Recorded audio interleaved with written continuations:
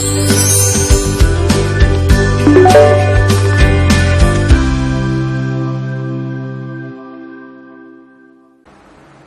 Students, तो आज अपन अपना वेक्टर का कैसे मल्टीप्लाई करते हैं, वेक्टर प्रोडक्ट क्या चीज होती है वो आज अपन सीखेंगे।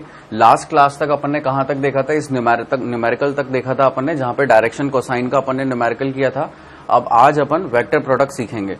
तो वेक्टर में प्रोडक्ट दो टाइप के होते हैं, एक तो जिसे अपन कहते हैं डॉट प्रोडक्ट, उसका दूसरा नाम होता है स्केलर प्रोडक्ट, और एक और होता है कौन सा, क्रॉस प्रोडक्ट, जिसको अपन कहते हैं वेक्टर प्रोडक्ट। ठीक है, ये दो तरह के प्रोडक्ट होते हैं अपने पास, एक तो डॉट प्रोडक्ट और एक क्रॉस प्रोडक्ट। इनको अपन किस किस नाम से जानते हैं, डॉट प्रोडक्ट को अपन स्केलर प्रोडक्ट भी बोल सकते हैं और क्रॉस प्रोडक्ट को वेक्टर प्रोडक्ट भी बोल सकते हैं। तो अपन सबसे पहले डॉट प्रोडक्ट निकालना सीखते हैं, दोनों की अपनी अपनी खासियत है। तो डॉट प्रोडक्ट क्या होता है, यहां पे देखिए आप, दो वेक्टर अगर आपको दे रखे हैं, एक ए वेक्टर है और एक बी वेक्टर है, और दोनों के बीच में एंगल कितना है, थीटा है, तो इनका डॉट प्रोडक्ट अपन कैसे लिखेंगे, ए डॉट बी। इनका अपने को क्या करना है, मल्टीपल करना है, तो इसका मल्टीपल अपना प्रोडक्ट कितना आता है, ए बी कॉस थीटा। ये वेल डिफाइंड अपने पास ऑप्शन है कि ए डॉट बी का अगर आप वेक्टर प्रोडक्ट करेंगे तो ये कितना आएगा, ए बी कॉस थीटा। अब अगर आप इसे अच्छे से देखें तो बी कॉस थीटा अपन ने लास्ट लेक्चर से अगर अपन देखें तो ये क्या थी, हॉरिजॉन्टल वेक्टर की लेंथ थी। अगर मैं यहां पे इसको राइट एंगल ट्रायंगल, सपोज कीजिए मैं इसको राइट एंगल ट्रायंगल कंप्लीट कर दूं और ये एंगल अपना बीटा थीटा है, तो ये वाली लेंथ कितनी हो जाएगी अपनी, कॉस थीटा कितना आएगा यहां पे अपना, बी अपॉन एच, यानी कि बेस अपॉन हाइपोटेनियस। तो ये अपना बेस हो गया और ये अपनी हाइपोटेनियस हो गई। तो ये अपने को क्या था उस टाइम पे कैलकुलेट करना था। तो अगर मैं इसको b की जगह क्या लिख दूं, या चलिए यहां पे लिख देते हैं अपन इसको ax। मैंने क्या बताया था आपको, हॉरिजॉन्टल डायरेक्शन में अपन ने कौन सा वेक्टर ले लिया, ax। तो ax अपॉन, और ये वेक्टर अपना कितना है यहाँ पे, b है, तो इसको मैंने, इसका मैग्नीट्यूड लेना है अपने को हाइपोटेनियस का, तो वो कितना हो जाएगा, b। तो यहां पे देखिए कितना आ गया अपने पास, ax is equals to b cos theta. तो ये जो b कॉस थीटा थी ये यहाँ की लेंथ थी, और उसमें अपन ने क्या किया, a का मैग्नीट्यूड उसमें मल्टीप्लाई कर दिया। तो एक चीज ध्यान रखने की है, जब भी अपन डॉट प्रोडक्ट करते हैं ए डॉट बी वेक्टर का, जब भी अपन डॉट प्रोडक्ट करेंगे, ये जो डॉट है इसको आप डॉट ही बोलिए, मल्टीप्लाई मत बोलिए, ए मल्टीप्लाई बी ऐसे नहीं बोलेंगे अपन, क्या बोलेंगे, A dot B. A dot B vector का जो रिजल्ट आएगा, सपोज कीजिए इस तरह से लिखा है, A vector dot B vector, तो इनका जो भी मल्टीपल यहां पे आएगा वो कैसी क्वांटिटी होगी, एक स्केलर क्वांटिटी। ठीक है, यानी कि उसका मैग्नीट्यूड क्या होगा अपना, एक नंबर के फॉर्म में 23, 24, 25 कुछ भी इस तरह से। यानी कि जो सी वेक्टर आएगा अपना, ये क्या है, सी वेक्टर नहीं है, क्या है अपना, सी एक मैग्नीट्यूड आया, कभी भी वेक्टर नहीं आएगा। लेकिन क्रॉस प्रोडक्ट जब अपन करेंगे तो क्रॉस प्रोडक्ट को अपन इस तरह से रिप्रेजेंट करते हैं, ए क्रॉस बी वेक्टर, और इसका हमेशा जो रिजल्टेंट आएगा वो एक वेक्टर के फॉर्म में आएगा, स्केलर क्वांटिटी नहीं आएगी। तो चलिए देखते हैं अपन, जब अपने को इतना पता चल गया कि ए डॉट बी क्या होता है, ए बी कॉस थीटा। अब अपन इसकी कुछ प्रॉपर्टीज देख लेते हैं। तो यहां पे प्रॉपर्टीज लिखी हुई हैं जिस तरह से ए डॉट बी को आप कैसे लिख सकते हैं, बी डॉट ए, और इस प्रॉपर्टी को अपन ने क्या नाम दे दिया, कम्यूटेटिव प्रॉपर्टी। फिर अगर ए डॉट बी में कोई कांस्टेंट मल्टीप्लाई हो रहा है तो अपन इसको किस तरह से लिख सकते हैं, पहले कांस्टेंट को ए के साथ और डॉट बी, इस तरह से भी लिख सकते हैं, इसे अपन कहते हैं एसोसिएटिव प्रॉपर्टी। फिर एक और प्रॉपर्टी है अपना, बी प्लस सी वेक्टर यहां पे और ए वेक्टर उनके साथ मल्टीपल में है, तो अपन इसको कैसे लिख सकते हैं, A dot B vector plus A dot C vector, इस तरह से भी अपन इसको लिख सकते हैं। नॉर्मल सी जो अपन अभी तक अलजेब्रा में करते हुए आते थे वही चीज यहां पे लिखी हुई है। आगे देखते हैं, now unit vectors along x y z direction की डॉट प्रोडक्ट का अपन एक्स वाई जेड डायरेक्शन के अलोंग कैसे करेंगे। तो आपको सबको पता है अपना एक्स वाई और जेड एक्सिस होती है 3D में, एक्स वाई और जेड, और अपने को पता है कि उनके अलोंग अपन ने यूनिट वेक्टर्स पढ़ चुके हैं। तो यूनिट वेक्टर्स उनके अलोंग कैसे होते हैं, आई कैप होता है एक्स एक्सिस के अलोंग, जे कैप होता है वाई एक्सिस के अलोंग, और के कैप होता है जेड एक्सिस के अलोंग। वही चीज यहां पे मेंशन हो रखी है, आई, जे और के। अब अगर आपसे बोला जाए कि आपको डॉट प्रोडक्ट का मींस यूनिट वेक्टर का डॉट प्रोडक्ट करना है, तो आप कैसे करेंगे, यानी कि जिस तरह से अपना रिजल्ट यहां पे लिखा हुआ है डॉट प्रोडक्ट के केस में, I dot I is equal to J dot J is equal to K dot K, ये 1 लिखा हुआ है यहां पे, और इन्होंने क्या लिखा हुआ है फिर उसके बाद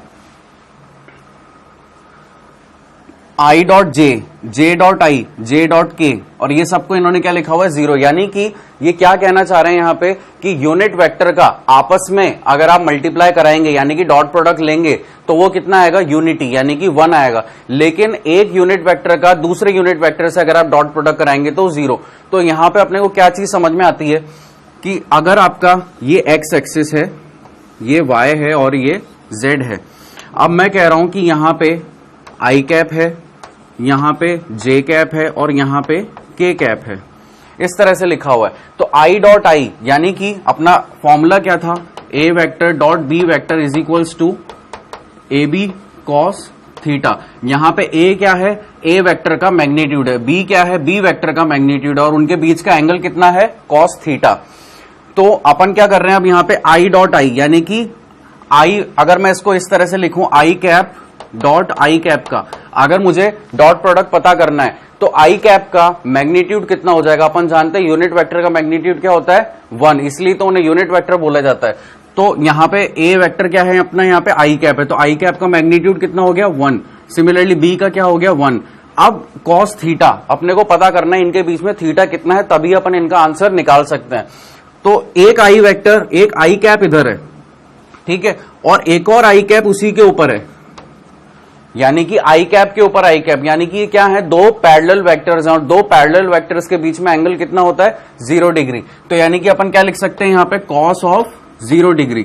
तो कॉस ऑफ 0 कितना होता है 1 होता है, तो ये अपना आंसर कितना आ गया 1। इस तरह से अपन ने ये कैलकुलेट किया। सिमिलरली यही चीज आप जे कैप और के कैप में भी रिपीट कर सकते हैं। देखिए एक जे कैप इधर है और एक और जे कैप, यानी कि अब आपको क्या करना है जे कैप डॉट जे कैप, और फॉर्मूला अपन को पता है A dot B into cos theta.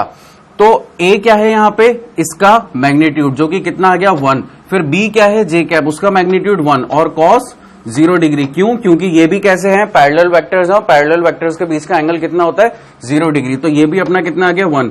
And similarly आप लिख सकते हैं के कैप का भी, के cap dot k cap equals to 1। ये अपन इस तरह से देखते हैं। अब बात आती है, चलो अपन ने ये वाली चीज तो निकालना सीख लिया, अब आई डॉट जे ये 0 कैसे हो रहा है, या जे डॉट आई है, कुछ भी आप यहां पे जो भी वैल्यूज लिखी है ये सब कैप में कैसे 0 हो रही हैं। तो यहां पे नोटिस करने वाली बात क्या है, देखिए आई कैप इधर हो गया, इस डायग्राम को मैं दोबारा से बनाता हूं यहां पे।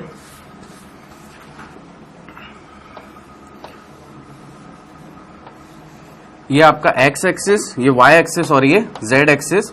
अब यहां पे मैं क्या बोल रहा हूं, आई कैप है, यहां पे जे कैप है और यहां पे के कैप है। तो क्या एक चीज अपने को पता है, अगर ये इस तरह से अपन एक्सिस बनाते हैं तो एक्स वाई और जेड आपस में कितने एंगल पे होते हैं 90 डिग्री के एंगल पे होते हैं, और जो जेड एक्सिस होता है ये इस तरह से कुछ बाहर निकला हुआ होता है।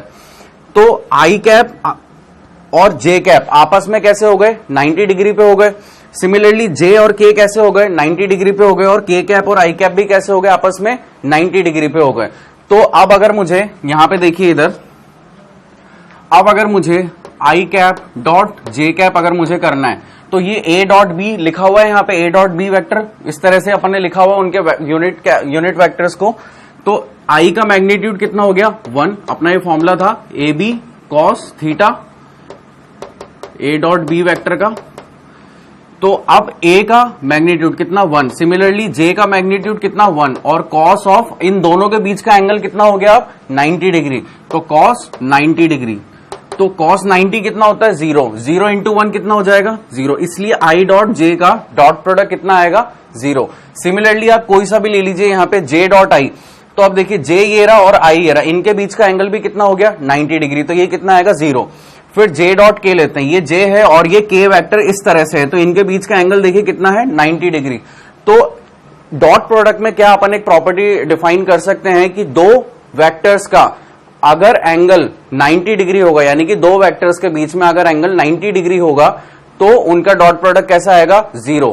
लेकिन अगर डॉट प्रोडक्ट का दो वेक्टर्स के बीच का अगर एंगल 0 डिग्री हुआ तो उनका मतलब प्रोडक्ट कितना आएगा अपना 1 आएगा। ये अपन ने एक बेसिक सी चीज यहां से सीखी। अब आगे देखते हैं अपन।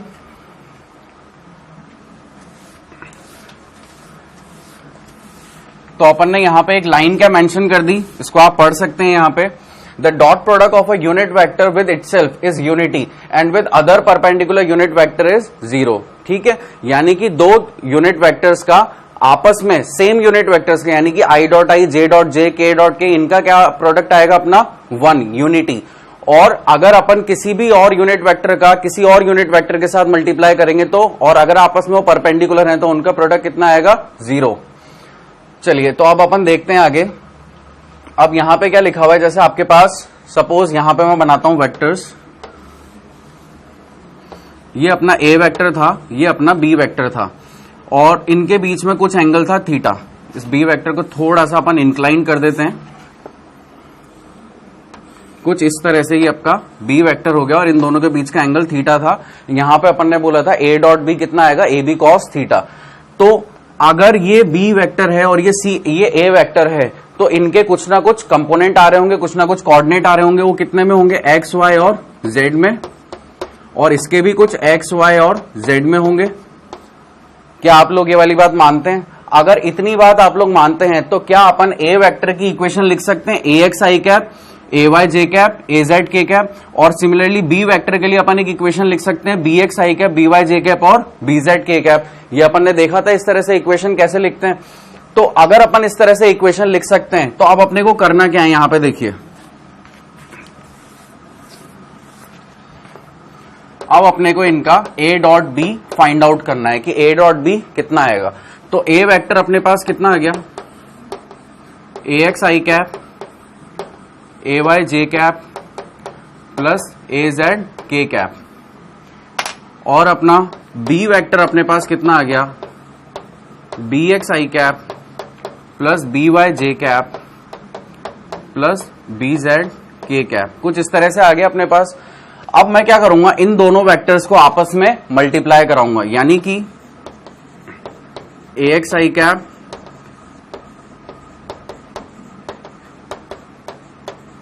इसको मैं क्या करूंगा, dot product with B vector, और बी वेक्टर अपना कितना है, बी एक्स आई कैप प्लस, यहां से आपको पूरा इंफॉर्मेशन मिलेगा कि अपन ने जो भी चीज अभी तक देखी डॉट प्रोडक्ट के बारे में वो कितनी सही है।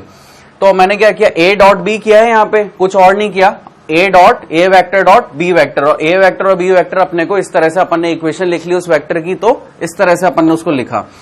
अब अपन क्या करेंगे, जैसे अपन नॉर्मल मल्टीप्लाई करते हैं वैसे ही नॉर्मल मल्टीप्लाई करेंगे और देखते हैं अपने पास क्या रिजल्ट आते हैं। तो सबसे पहले ए एक्स आई कैप को करूंगा मैं बी एक्स आई कैप से, बी वाई जे कैप से और बी जेड के कैप से। तो a x I cap into B x I cap plus a x I cap into B Y J cap plus a x I cap into B Z के cap.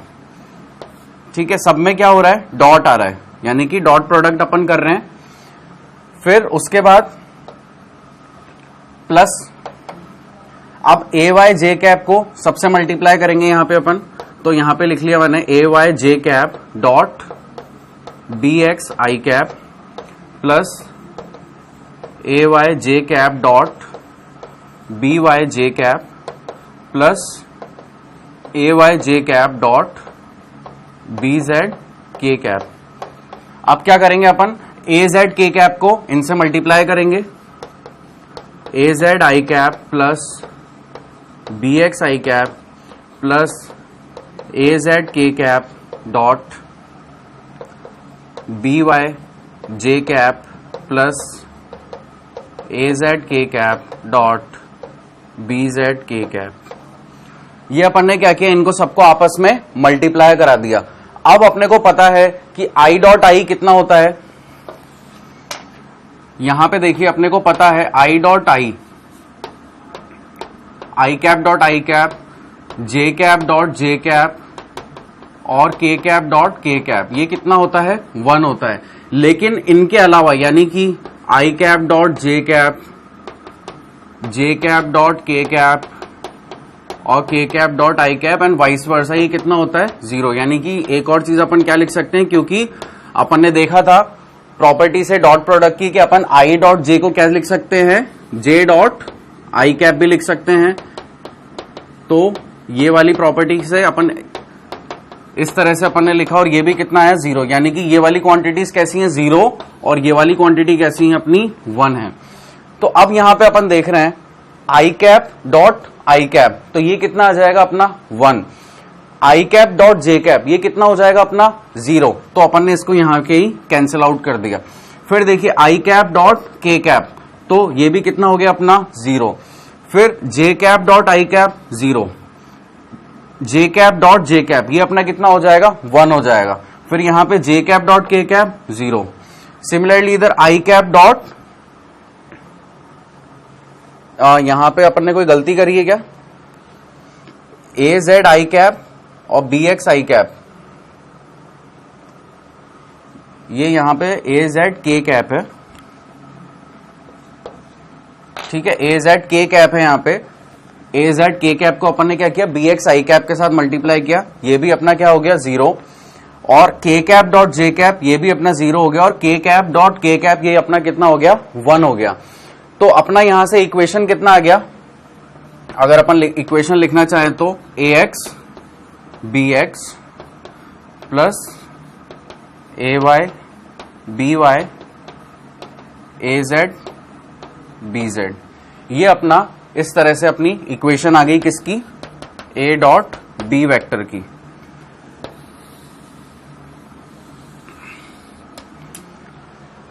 तो यहां पे अपन ने क्या सीखा डॉट प्रोडक्ट का, आई डॉट आई अपने को पता था, आई डॉट जे मतलब हर तरह के अपन को वैल्यूज पता थी, तो इस तरह से अपना आंसर कितना आ गया ए डॉट बी वेक्टर का डॉट प्रोडक्ट अपन ने इस तरह से यहां पे लिख लिया। यानी कि अपने को क्या पता चल रहा है यहां से कि अगर मैं आपको एक इक्वेशन दे दूं ए वेक्टर की 2i cap plus 3j cap plus 5k cap, और बी वेक्टर में अगर मैं आपको एक इक्वेशन लिख के दे दूं 3i cap plus 2j cap minus of 5k cap, अगर मैंने इस तरह से इक्वेशन लिख दी, या इसको माइनस ऑफ 5 की जगह माइनस ऑफ 6 कर दीजिए, माइनस ऑफ 6k कैप, अगर मैंने आपको इस तरह से इक्वेशन यहां पे लिखी हुई है, तो अब आपको अगर इसका डॉट प्रोडक्ट करना है तो आपको इतनी बड़ी कैलकुलेशन करने की जरूरत नहीं है। आपको पता है जो ए का एक्स कंपोनेंट है और जो बी का एक्स कंपोनेंट है वो क्या है, उनको आपस में मल्टीप्लाई कर दीजिए। तो आप यहां पे डायरेक्टली लिख सकते हैं ए डॉट बी का डॉट प्रोडक्ट, ए वेक्टर और बी वेक्टर का डॉट प्रोडक्ट क्या लिख देंगे 3 2 जा 6 प्लस 3 2 जा 6 और माइनस 30, तो 6 और 6 12 माइनस 30, जो भी आपका आंसर आए यहां पे माइनस ऑफ 18, ये आपका क्या हो गया ए डॉट बी का प्रोडक्ट हो गया। और वैसे अपन इसको माइनस में नहीं ले तो प्लस ही कर देते हैं, तो 6 और 6 कितना हो गया अपना 12, 12 प्लस 30 कितना हो गया अपना 40। अपन अभी नेगेटिव में आंसर नहीं लेते हैं क्योंकि उसकी कहानी कुछ और है। तो अपना ये आंसर कितना आ गया, एक स्केलर क्वांटिटी आ गया 40। तो यहां पे भी आप देख रहे हैं ना, तो यहां पे कोई डायरेक्शन है ना, आई कैप है ना जे कैप है, कोई डायरेक्शन नहीं है। यहां पे आपको कैसी क्वांटिटीज मिल रही है, एक स्केलर क्वांटिटी मिल रही है दो वेक्टर का डॉट प्रोडक्ट लेने पे। तो यहां तक की चीजें आप नोट कीजिए, फिर अपन आगे बढ़ते हैं।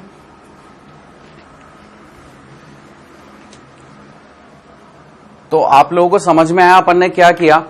अपन ने यहां पे इधर से देखें, शुरुआत से अपन एक बार रिवाइज कर लेते हैं। एक ए वेक्टर था, बी वेक्टर था, अपन ने क्या किया डॉट प्रोडक्ट बनाया उनका ए डॉट बी वेक्टर का कितना आता है ए बी कॉस थीटा। तो ए क्या था मैग्नीट्यूड था ए वेक्टर का, बी क्या था मैग्नीट्यूड था बी वेक्टर का, और उनके बीच का एंगल कितना था कॉस थीटा। फिर अपन ने क्या किया आई जे और के में यानी कि उनके यूनिट वेक्टर के अलावा उनका डॉट प्रोडक्ट देखा। तो अपन ने क्या नोटिस किया कि अगर यूनिट वेक्टर का सेम यूनिट वेक्टर से अपन डॉट प्रोडक्ट लेते हैं तो वो तो यूनिटी आता है, यानी कि i cap dot i cap, j cap dot J cap और k cap dot k cap, उन्हीं के अलोंग एक यूनिट वेक्टर का उसी के अलोंग अगर अपन डॉट प्रोडक्ट लेंगे तो वो कितना आएगा 1 आएगा। क्यों? क्योंकि उन दोनों यूनिट वेक्टर्स का बीच का एंगल कितना है 0 डिग्री। क्यों? क्योंकि वो पैरेलल यूनिट वेक्टर्स है। फिर अपन ने अपोजिट भी लेकर के देखा, यानी कि अपोजिट का कहने का मेरा मतलब है परपेंडिकुलर, दो यूनिट वेक्टर जो आपस में कैसे हैं परपेंडिकुलर है या आपस में अलग भी हैं, उनके बीच का एंगल 90 था। तो वहां पे अपना कितना आया उनका डॉट प्रोडक्ट 0। तो फिर अपन ने देखा कि इतना तो जब मैंने आपसे कह दिया कि ए डॉट बी वेक्टर का जो प्रोडक्ट आएगा वो कैसे आएगा एक स्केलर क्वांटिटी आएगा, तो उसको अपन ने इक्वेशन से प्रूव करने की कोशिश करी। अपन ने ए वेक्टर की इक्वेशन लिखी और बी वेक्टर की इक्वेशन लिखी और फिर अपन ने उनको इस तरह से मल्टीप्लाई किया। जो क्वांटिटीज जीरो होनी थी उनको जीरो किया, जो 1 रहनी थी उनको 1 रहने दिया डॉट प्रोडक्ट के रूल के अकॉर्डिंग, और अपने पास क्या इक्वेशन आई finally, A dot B vector की ये इक्वेशन आई। ये इक्वेशन कैसी है, एक स्केलर क्वांटिटी है। अपन ने एक एग्जाम्पल भी लेकर के देखा, ये एक एग्जाम्पल था अपना, यहां पे अपन ने एक ए वेक्टर लिया और एक बी वेक्टर लिया और उनका ए डॉट बी कर दिया, डायरेक्टली अपन ने यहां पे लिख दिया। वरना अपने को क्या करना पड़ता, पहले 2 आई कैप मल्टीप्लाई होता 3, 2 और 6 आई जे कैप से, फिर प्लस 3 जे कैप मल्टीप्लाई होता 3 आई कैप 2 जे और 6 के से, फिर 5 के कैप मल्टीप्लाई होता 3 आई कैप 2 जे और 6 के से। फिर आप क्या करते, आई डॉट आई वालों को एक साथ रखते और आई जे को कैंसिल करते, फिर के आई को कैंसिल करते, तो इतना बड़ा प्रोसेस हो जाता। अपन ने उस प्रोसेस को छोटा करने के लिए एक यूनिवर्सल इक्वेशन अपन ने बना ली और अपन ने क्या किया, डायरेक्टली एक कंपोनेंट को, एक्स के कंपोनेंट्स को अपन ने एक साथ रखा, वाई के को एक साथ और जेड के को एक साथ, और उनको आपस में मल्टीप्लाई करा दीजिए। यहां पे अगर आप इसको देखिए 2 आई कैप और 3 आई कैप, तो दोनों को मल्टीप्लाई करके अपन ने यहां लिख दिया, फिर 3 2 को यहां लिख दिया और 5 6 को इस तरह से लिख दिया। तो ये अपन ने बेसिकली चीज देखी थी। तो अब देखिए यहां पे आपकी फिर फाइनली इक्वेशन क्या आई, क्या हम लोग इस इक्वेशन को अचीव कर गए दोनों के डॉट प्रोडक्ट से? अगर हम इतना कर गए हैं अभी तक, तो अब अपन आगे की चीज देखते हैं, आगे अपन कुछ और प्रॉपर्टीज देखते हैं। चलिए, ये अब इनको प्रॉपर्टीज कह लीजिए, कुछ स्पेशल केसेस कह लीजिए, ये आपको हमेशा याद रखने हैं। आप साइड बाय साइड अपनी कॉपीज में सब चीजें नोट डाउन करते रहिए। तो सबसे पहले क्या लिखा हुआ है, इफ थीटा इक्वल टू 0, यानी कि थीटा इक्वल टू 0 आते से ही अपने को समझ जाना चाहिए वेक्टर के केस में कि दोनों वेक्टर कैसे हैं, आपस में पैरेलल हैं। तो उन दोनों का डॉट प्रोडक्ट कितना आएगा, A B into cos theta. तो कॉस ऑफ 0 कितना हो गया, 1, तो यानी कि ए बी, सिर्फ ए बी आएगा। और ये अपनी कैसी वैल्यू हो जाएगी, मैक्सिमम वैल्यू। अगर आप थीटा को 180 लेंगे तो 180 लेते से ही कॉस 180 कितना हो जाता है आपका, -1। तो ए डॉट बी का डॉट प्रोडक्ट आपके पास कितना आ जाएगा, माइनस ए बी। और जो ए और बी है वो क्या है, मैग्नीट्यूड है किसके, ए वेक्टर और बी वेक्टर के। और ये क्या होगी, अपनी नेगेटिव में मैक्सिमम वैल्यू होगी। ठीक है, तो 0 और 180 की कहानी तो इतनी हो गई। अब आगे देखते हैं अपन, अगर थीटा को 90 ले ले, यानी कि आई डॉट जे, के डॉट आई, इस तरह से, तो तब अपन ने देखा था अपना कॉस 90 कितना आ रहा था, 0। और जब वो ए और बी के मैग्नीट्यूड से मल्टीप्लाई होगा तो उनको भी कैसा कर देगा, 0। तो ये अपनी क्या देता है, 90 डिग्री पे सबसे मिनिमम वैल्यू। तो ये अपने क्या थे, 3 तो अपन ने स्पेशल केसेस देख लिए। अब इनको और कंसाइज करने के लिए और अच्छे वे में देखने के लिए अपन क्या कह सकते हैं कि अगर थीटा अक्यूट एंगल हो, आई थिंक आप लोग को अक्यूट एंगल और ऑब्ट्यूस एंगल पता होगा, अपने 9th और 10th क्लास में अच्छे से देखा ही था। अक्यूट एंगल क्या होते हैं, ऐसे एंगल जो 90 डिग्री से छोटे हों, ऑब्ट्यूस एंगल वो जो 90 डिग्री से बड़े हों। तो यानी कि अगर जो आपका थीटा है वो 90 डिग्री से छोटा है, यानी कि कोई ना कोई अक्यूट एंगल अगर आपका आ रहा है, तो आपका ए डॉट बी का, ए और बी वेक्टर का जो डॉट प्रोडक्ट होगा वो कैसा होगा, पॉजिटिव होगा। और अगर आपका जो थीटा आ रहा है वो ऑब्ट्यूस एंगल है, तो आपका ए डॉट बी का डॉट प्रोडक्ट कितना होगा, नेगेटिव होगा।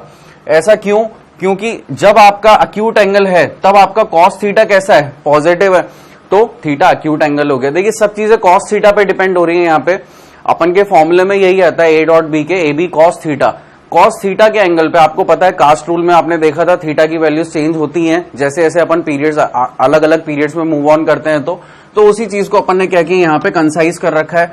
ये बेसिकली आपको कहीं भी किसी बुक्स में नहीं दिया जाएगा।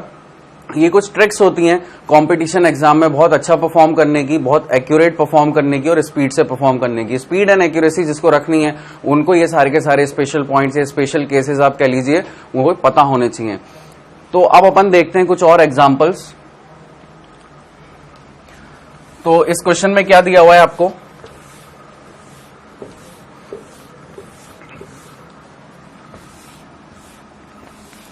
Find the dot product of 2 vectors, A vector और बी वेक्टर आपको दिया हुआ है। अपन ने इस तरह का क्वेश्चन ऑलरेडी कर लिया है, तो क्या अपन अब डायरेक्टली इनका डॉट प्रोडक्ट लिख सकते हैं, 3 आई कैप इंटू 2, तो यानी कि कितना हो गया 6, plus 2 J cap into minus of 2 J cap, तो कितना हो गया माइनस का 4, तो ये प्लस साइन हटा देंगे अपन, फिर माइनस का 4 इंटू माइनस ऑफ 6, तो ये कितना हो जाएगा प्लस 24। तो देखिए कितना हो गया, 6 minus 4 is 2 and 2 plus 24 is 26। तो आपका ए डॉट बी का, ए वेक्टर और बी वेक्टर का डॉट प्रोडक्ट कितना आ गया, 26। अब अगर इसी में अगर वो आपसे कह दे कि आपको क्या निकालना है, कॉस थीटा भी निकालना है। यानी कि अगर आपसे वो बोल दे कि मुझे इसका एंगल फाइंड आउट करके बताओ कि इसमें थीटा कितना आ रहा है, तो आप बिल्कुल आसानी से बता देंगे। कैसे? आपको पता है ए डॉट बी का डॉट प्रोडक्ट कितना होता है, ए बी कॉस थीटा। अब तो सब लोग जानते हैं ये वाली बात। तो यहां पे मैंने आपको क्या बताया था, जो ए है ये क्या है, ए वेक्टर का मैग्नीट्यूड, और बी क्या है, बी वेक्टर का मैग्नीट्यूड। तो आपको हर एक वेक्टर के मैग्नीट्यूड कैलकुलेट करने आते हैं। अपन को अगर इक्वेशन इस तरह से लिखी होती है, ए वेक्टर की अगर इक्वेशन लिखी है ए एक्स आई कैप, ए वाई जे कैप, ए जेड के कैप, अगर ये इक्वेशन लिखी है तो इसका मैग्नीट्यूड देखिए, मैग्नीट्यूड को अपन इस तरह से रिप्रेजेंट कर सकते हैं, या फिर अपन क्या लिख सकते हैं, सिर्फ ए। तो ये क्या होते हैं इसके मैग्नीट्यूड। और ये अपना कितना आता था, अंडर रूट ऑफ, इसको ए एक्स आई कैप, एक्स आई कैप, वाई जे कैप और के कैप भी लिख सकते हैं अपन, जेड के कैप। अगर ए एक्स और इसकी फॉर्म में लिखा है तो क्या हो जाएगा, ए एक्स का स्क्वायर प्लस ए वाई का स्क्वायर प्लस ए जेड का स्क्वायर। ठीक है, अगर आप कंफ्यूज हो रहे हैं तो मैं वाली इक्वेशन भी लिख देता हूं आपके सामने। दोनों के मतलब सेम ही है, कुछ भी अलग नहीं है। अगर ये इस तरह से लिखा हुआ है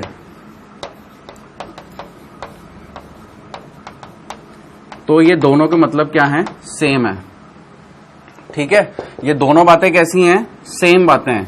बस इक्वेशन लिखने का तरीका, उसमें वेरिएबल अलग ए y A x a y a Z ले लिया और यहाँ पे वेरिएबल्स एक्स वाई जेड ले लिए। तो वेरिएबल्स आप कुछ भी ले सकते हैं, पी क्यू आर एस, कुछ भी जो भी मर्जी पड़ रही है आपकी ले सकते हैं। तो ये अपना क्या होता है, इस तरह से अपन मैग्नीट्यूड लेते हैं।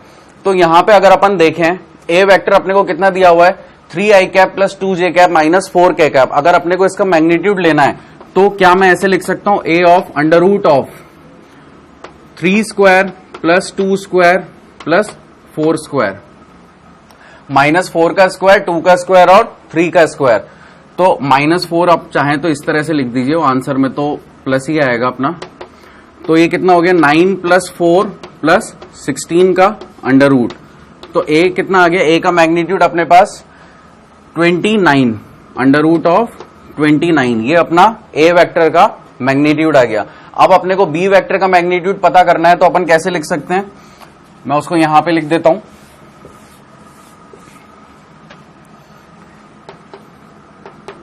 Under root of 2 square plus of minus 2 square plus of minus 6 का स्क्वायर, इस तरह से लिख सकता हूं। तो ये कितना आएगा अपने पास, 4 प्लस 4 प्लस 36। क्या ये अपने पास अंडर रूट ऑफ 44 आ रहा है बी का मैग्नीट्यूड। ठीक है, अगर अपने पास इतना चीज आ रही है तो फिर अब अपन इसको क्या करेंगे, अपनी इक्वेशन में अरेंज करेंगे। अपनी इक्वेशन क्या होती है, A dot B is equals to A B cos theta. अब अपने को पता है ए वेक्टर और बी वेक्टर, ठीक है। तो ये अपने पास कितना आया, ए डॉट बी का, ए डॉट बी अपना किसके बराबर हो गया, 26 के। तो अपन यहां पे लिख सकते हैं 26 equals to under root of 29 under root of 44 cos theta. तो कॉस थीटा कितना हो गया यहां से, 26 upon under root of 29 under root of 44, और इसको अपन क्या लिख सकते हैं, theta is equals to cos inverse, cos inverse, और सारी चीजें यहां पे आ जाएंगी 26 अपॉन रूट 29 और रूट, तो ये अपना क्या आ गया, थीटा। क्या आप लोगों को समझ में आया अपन ने क्या किया, एक ही क्वेश्चन से अपन ने पूरा डॉट प्रोडक्ट समझ लिया। अपन ने ए वेक्टर और बी वेक्टर अपने को गिवन था, अपन ने उनका डॉट प्रोडक्ट निकाला, वो कितना आया 26। फिर अपने को पता था ए और ए डॉट बी का फॉर्मूला वो कितना होता है अपना, A dot B is equals to A B cos theta. मैं इसको बार बार इसलिए बोल रहा हूं ताकि आप कभी इसको भूले नहीं, ये अपना फॉर्मूला होता था। यहां पे ये जो ए और बी हैं ये क्या होते थे, मैग्नीट्यूड होते थे ए और बी वेक्टर के, और कॉस थीटा इनके बीच का एंगल। तो अपने को यहां पे थीटा निकालने के लिए बोला गया था, अपन ने ए डॉट बी की वैल्यू रखी 26 यहां पे, और ए और बी का मैग्नीट्यूड अपन कैलकुलेट कर चुके थे, जो कितना आया था रूट 29, और बी का मैग्नीट्यूड कितना आया था रूट 44, और कॉस थीटा अपन ने यहाँ पे एज इट इज लिख दिया, और फिर अपन ने थीटा की वैल्यू फाइंड आउट कर ली, जो कि कितना आया cos inverse 26 upon root 29 upon root 44। अब अगर आपको ऑप्शन में यहां तक की चीजें दे रखी हैं तो यहां तक होगा, अदरवाइज आपको इसको आगे भी सॉल्व करना पड़ेगा, तो आपको स्क्वायर रूट निकालने आने चाहिए। अब अपन देखते हैं अगला क्वेश्चन। यहां तक की चीजें आपने मेरे ख्याल से नोट कर ली होंगी।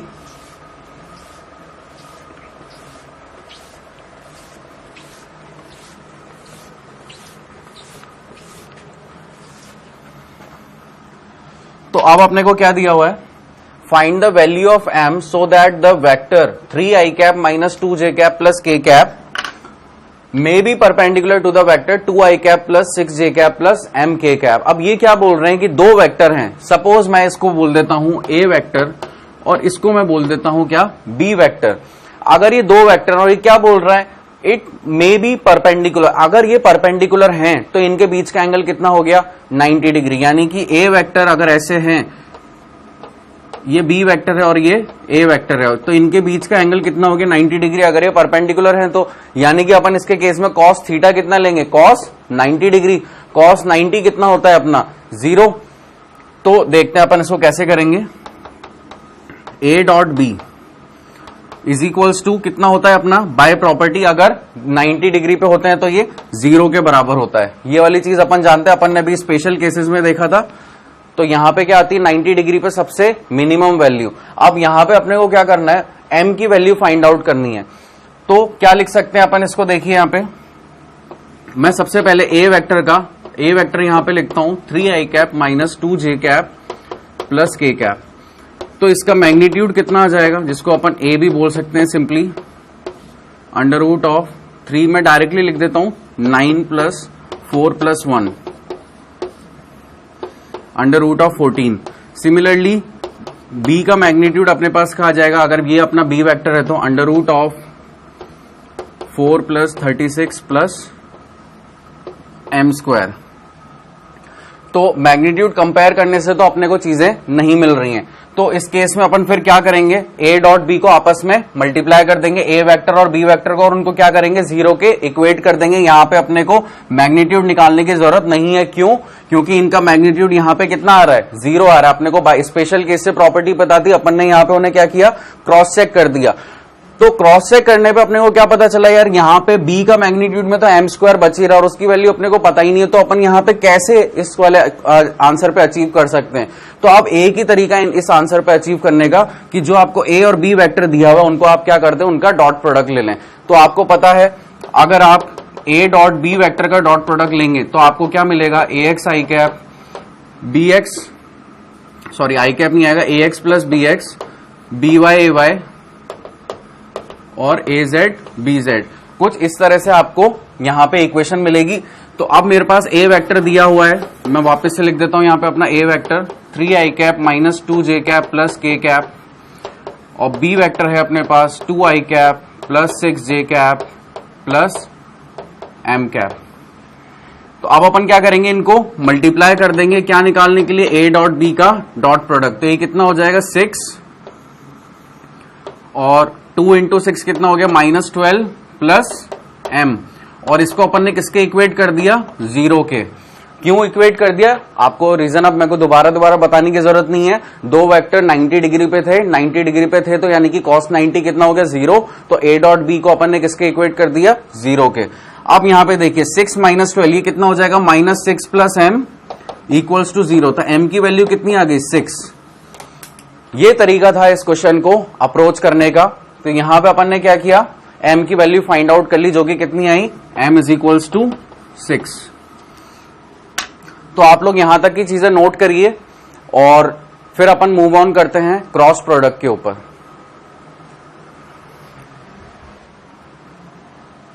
तो आप लोगों ने नोट किया यहां तक। अब अपन देखेंगे क्रॉस प्रोडक्ट, जिसे अपन और क्या नाम से जानते हैं, वेक्टर प्रोडक्ट के नाम से। डॉट प्रोडक्ट तो अपने आप लोगों ने देखा काफी इजी था, क्रॉस प्रोडक्ट भी काफी इजी है, लेकिन इसमें समझने की बहुत सारी बातें हैं। तो मैं आपका पूरा का पूरा कंसंट्रेशन यहीं पे चाहूंगा। अब क्रॉस प्रोडक्ट को अपन रिप्रेजेंट करने का तरीका होता है क्रॉस से, ठीक है। तो वो अपन कैसे लिखते हैं, ए क्रॉस बी, और ए क्रॉस बी का अपने पास मैंने आपको बताया था, जब भी अपन डॉट प्रोडक्ट करेंगे तब तो अपने पास जो रिजल्टेंट आएगा वो कैसे होगा, एक स्केलर क्वांटिटी होगी। लेकिन क्रॉस प्रोडक्ट के अंदर जो भी अपने पास क्वांटिटी आती है वो कैसी होती है, एक वेक्टर क्वांटिटी होती है। तो यहां पे आप देखिए ए बी साइन थीटा, ये तो कैसी होगी, अपनी एक स्केलर क्वांटिटी। लेकिन उसके बाद एन कैप आ गया, एन कैप यानी कि यूनिट वेक्टर अपने को क्या बताते हैं, एक डायरेक्शन बताते हैं। तो एन कैप क्या है, यहाँ पे एक यूनिट वेक्टर है। तो यहां पे अपने को क्या मिल रहा है, मैग्नीट्यूड भी और डायरेक्शन भी। और वेक्टर क्वांटिटीज में क्या होता है, मैग्नीट्यूड और डायरेक्शन जिसके पास होता है वो क्या होती है, वेक्टर क्वांटिटी। तो ए क्रॉस बी का प्रोडक्ट हमेशा कैसा आएगा, एक वेक्टर क्वांटिटी में आएगा। तो यहां पे देख सकते हैं आप क्या क्या लिखा हुआ है। ए और बी क्या है, आपस में वेक्टर हैं, उनका मैग्नीट्यूड है। ये जो ए और बी क्या है, ये इनके मैग्नीट्यूड है और उनके बीच का एंगल कितना है, sine theta. Sine theta is the angle between the vectors a and b, और n cap denotes the direction of a vector a and b. चलिए, अब डॉट प्रोडक्ट में तो अपन ने देखा था A dot B equals to B dot A भी अपन लिख सकते थे और अपनी सेहत पे कोई असर नहीं पड़ता था। लेकिन क्रॉस प्रोडक्ट के सेंस में अगर आप ए क्रॉस बी कर रहे हैं तो वो बी क्रॉस ए के बराबर नहीं होगा। आप इतनी चीज को अपनी कॉपी में हाईलाइट करके एक नोट डाल के लिख लीजिए कि a cross b never equal to b cross a. ठीक है, हालांकि ये चीजें अपन आगे प्रॉपर्टी में भी कवर करेंगे, लेकिन स्टार्ट करने के लिए ये चीजें अपने को पता होनी चाहिए क्रॉस प्रोडक्ट के बारे में।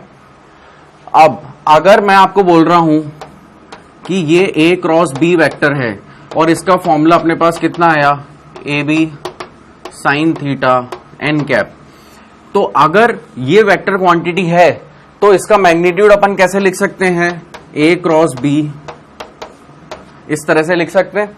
जब अपन ए वेक्टर का मैग्नीट्यूड इस तरह से लिखते हैं तो क्या ए क्रॉस बी वेक्टर का अपन ए क्रॉस बी को मॉड में डाल के उनका मैग्नीट्यूड लिख सकते हैं, वही चीज यहां पे लिखी हुई है।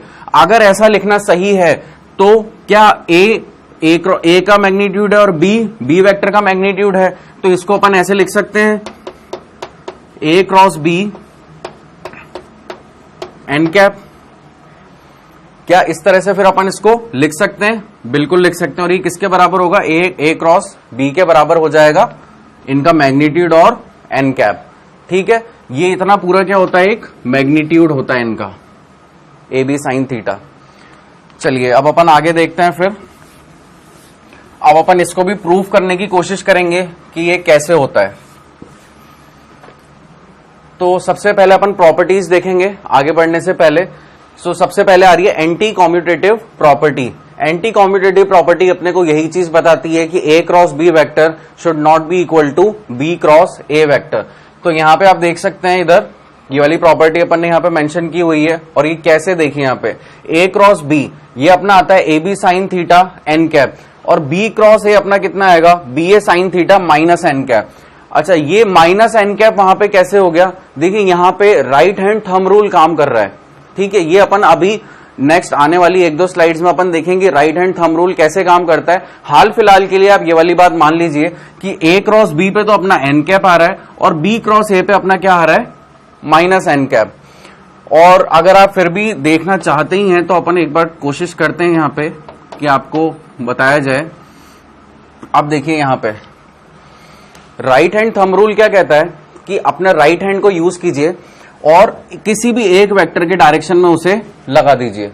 चलिए, तो मैंने इसको ए वेक्टर की डायरेक्शन में अपना राइट हैंड लगाया। अब इसको मैं किस तरफ मूव करूंगा, बी वेक्टर की तरफ। तो ये मैंने इसको बी वेक्टर की तरफ मूव किया तो देखिए मेरा अंगूठा जो आ रहा है, यानी कि जो मेरा थंब, वो बाहर की डायरेक्शन में निकला हुआ है। अगर ये एक्स है और मैंने वाई की डायरेक्शन की तरफ मूव किया तो जेड डायरेक्शन में, और यहां के अलोंग अपना कौन सा यूनिट वेक्टर काम करता है, के कैप। तो यानी कि ये अपना के कैप भी अगर आप अभी नहीं बोलिए तो कौन सा वेक्टर आ रहा है, पॉजिटिव वेक्टर आ रहा है जेड डायरेक्शन में। इसलिए इन्होंने क्या किया, यहां पे एक जनरलाइज फॉर्म में लिखा हुआ है एन कैप, और वो भी कैसा है, पॉजिटिव। तो ये तो अपन ने क्या किया, ए क्रॉस बी करने पे अपने को क्या मिला, के कैप। सपोज यहां पे इस कंडीशन के लिए अपने को क्या मिला, के कैप। अब मैं चाहता हूं बी क्रॉस ए, यानी कि अब मुझे अपना राइट हैंड कहां पे रखना पड़ेगा, बी वेक्टर के ऊपर। तो अब देखिए बी वेक्टर के ऊपर मैं ऐसे रखूंगा और हाथ इधर की तरफ मूव करूंगा तो क्या मेरे को इधर ए वेक्टर है, नहीं है। ए वेक्टर तो किधर है, इस डायरेक्शन में। तो मेरे को हाथ ऐसे रखना पड़ेगा। और देखिए मैं अगर हाथ ऐसे रख रहा हूं तो क्या मैं ए डायरेक्शन की तरफ मूव कर पा रहा हूं, नहीं होगा। मेरा हाथ यहीं पे क्या है, हिंज है, ऐसे तो मुड़ नहीं सकता। तो मेरे को हाथ ऐसे करना पड़ेगा। ऐसे मैंने रखा बी की तरफ और मेरा अंगूठा कैसा है, देखिए अंदर की तरफ है, और ए की तरफ मैंने मूव किया तो मेरा अंगूठा अंदर की तरफ जा रहा है, यानी कि कोई वेक्टर कैसे जा रहा है, इनसाइड जा रहा है। और ये कौन सी डायरेक्शन हो गई अपनी, जेड डायरेक्शन के वो अंदर जा रहा है। तो यानी कि यहां पे क्या हो जाएगा, माइनस जेड डायरेक्शन के अलोंग कौन सा यूनिट वेक्टर काम करेगा, माइनस ऑफ के कैप। तो अपना आंसर कितना आ गया, बी क्रॉस ए माइनस के कैप। तो कुछ इसी चीजों के ऊपर बेस्ड अपना क्या हो गया, ए क्रॉस बी तो अपना a B sine theta positive n cap, और बी क्रॉस ए कितना आ गया, b a sine theta minus n cap. ठीक है, तो ये इस तरह से अपना आंसर दोनों के केस में, इसके केस में पॉजिटिव आ रहा है और बी क्रॉस ए के केस में नेगेटिव आ रहा है। इसी रीजन की वजह से अपन ने ये वाली प्रॉपर्टी यहां पे डिफाइन करी है कि b cross a should never be equal to a cross b, क्योंकि b cross a minus a cross b आया है और ए क्रॉस बी अपना कितना है, minus of b cross a, कुछ इस तरह से अपन बोल सकते हैं। तो ये बेसिक फंडा है इस प्रॉपर्टी को समझने के लिए, और आगे अपन राइट हैंड थंब रूल पढ़ेंगे, कुछ एग्जांपल्स भी लेंगे तो आपको और अच्छे से क्लियर होगा। अगली प्रॉपर्टी लेते हैं।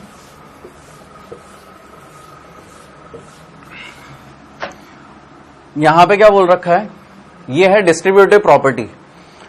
ए वेक्टर को क्रॉस प्रोडक्ट लेंगे आप बी प्लस सी से, तो आपके पास कितना आएगा, ए क्रॉस बी प्लस ए क्रॉस सी। ठीक है, नॉर्मल सी प्रॉपर्टी अपनी, ऐसी प्रॉपर्टी अपन ने डॉट प्रोडक्ट में भी देखी थी।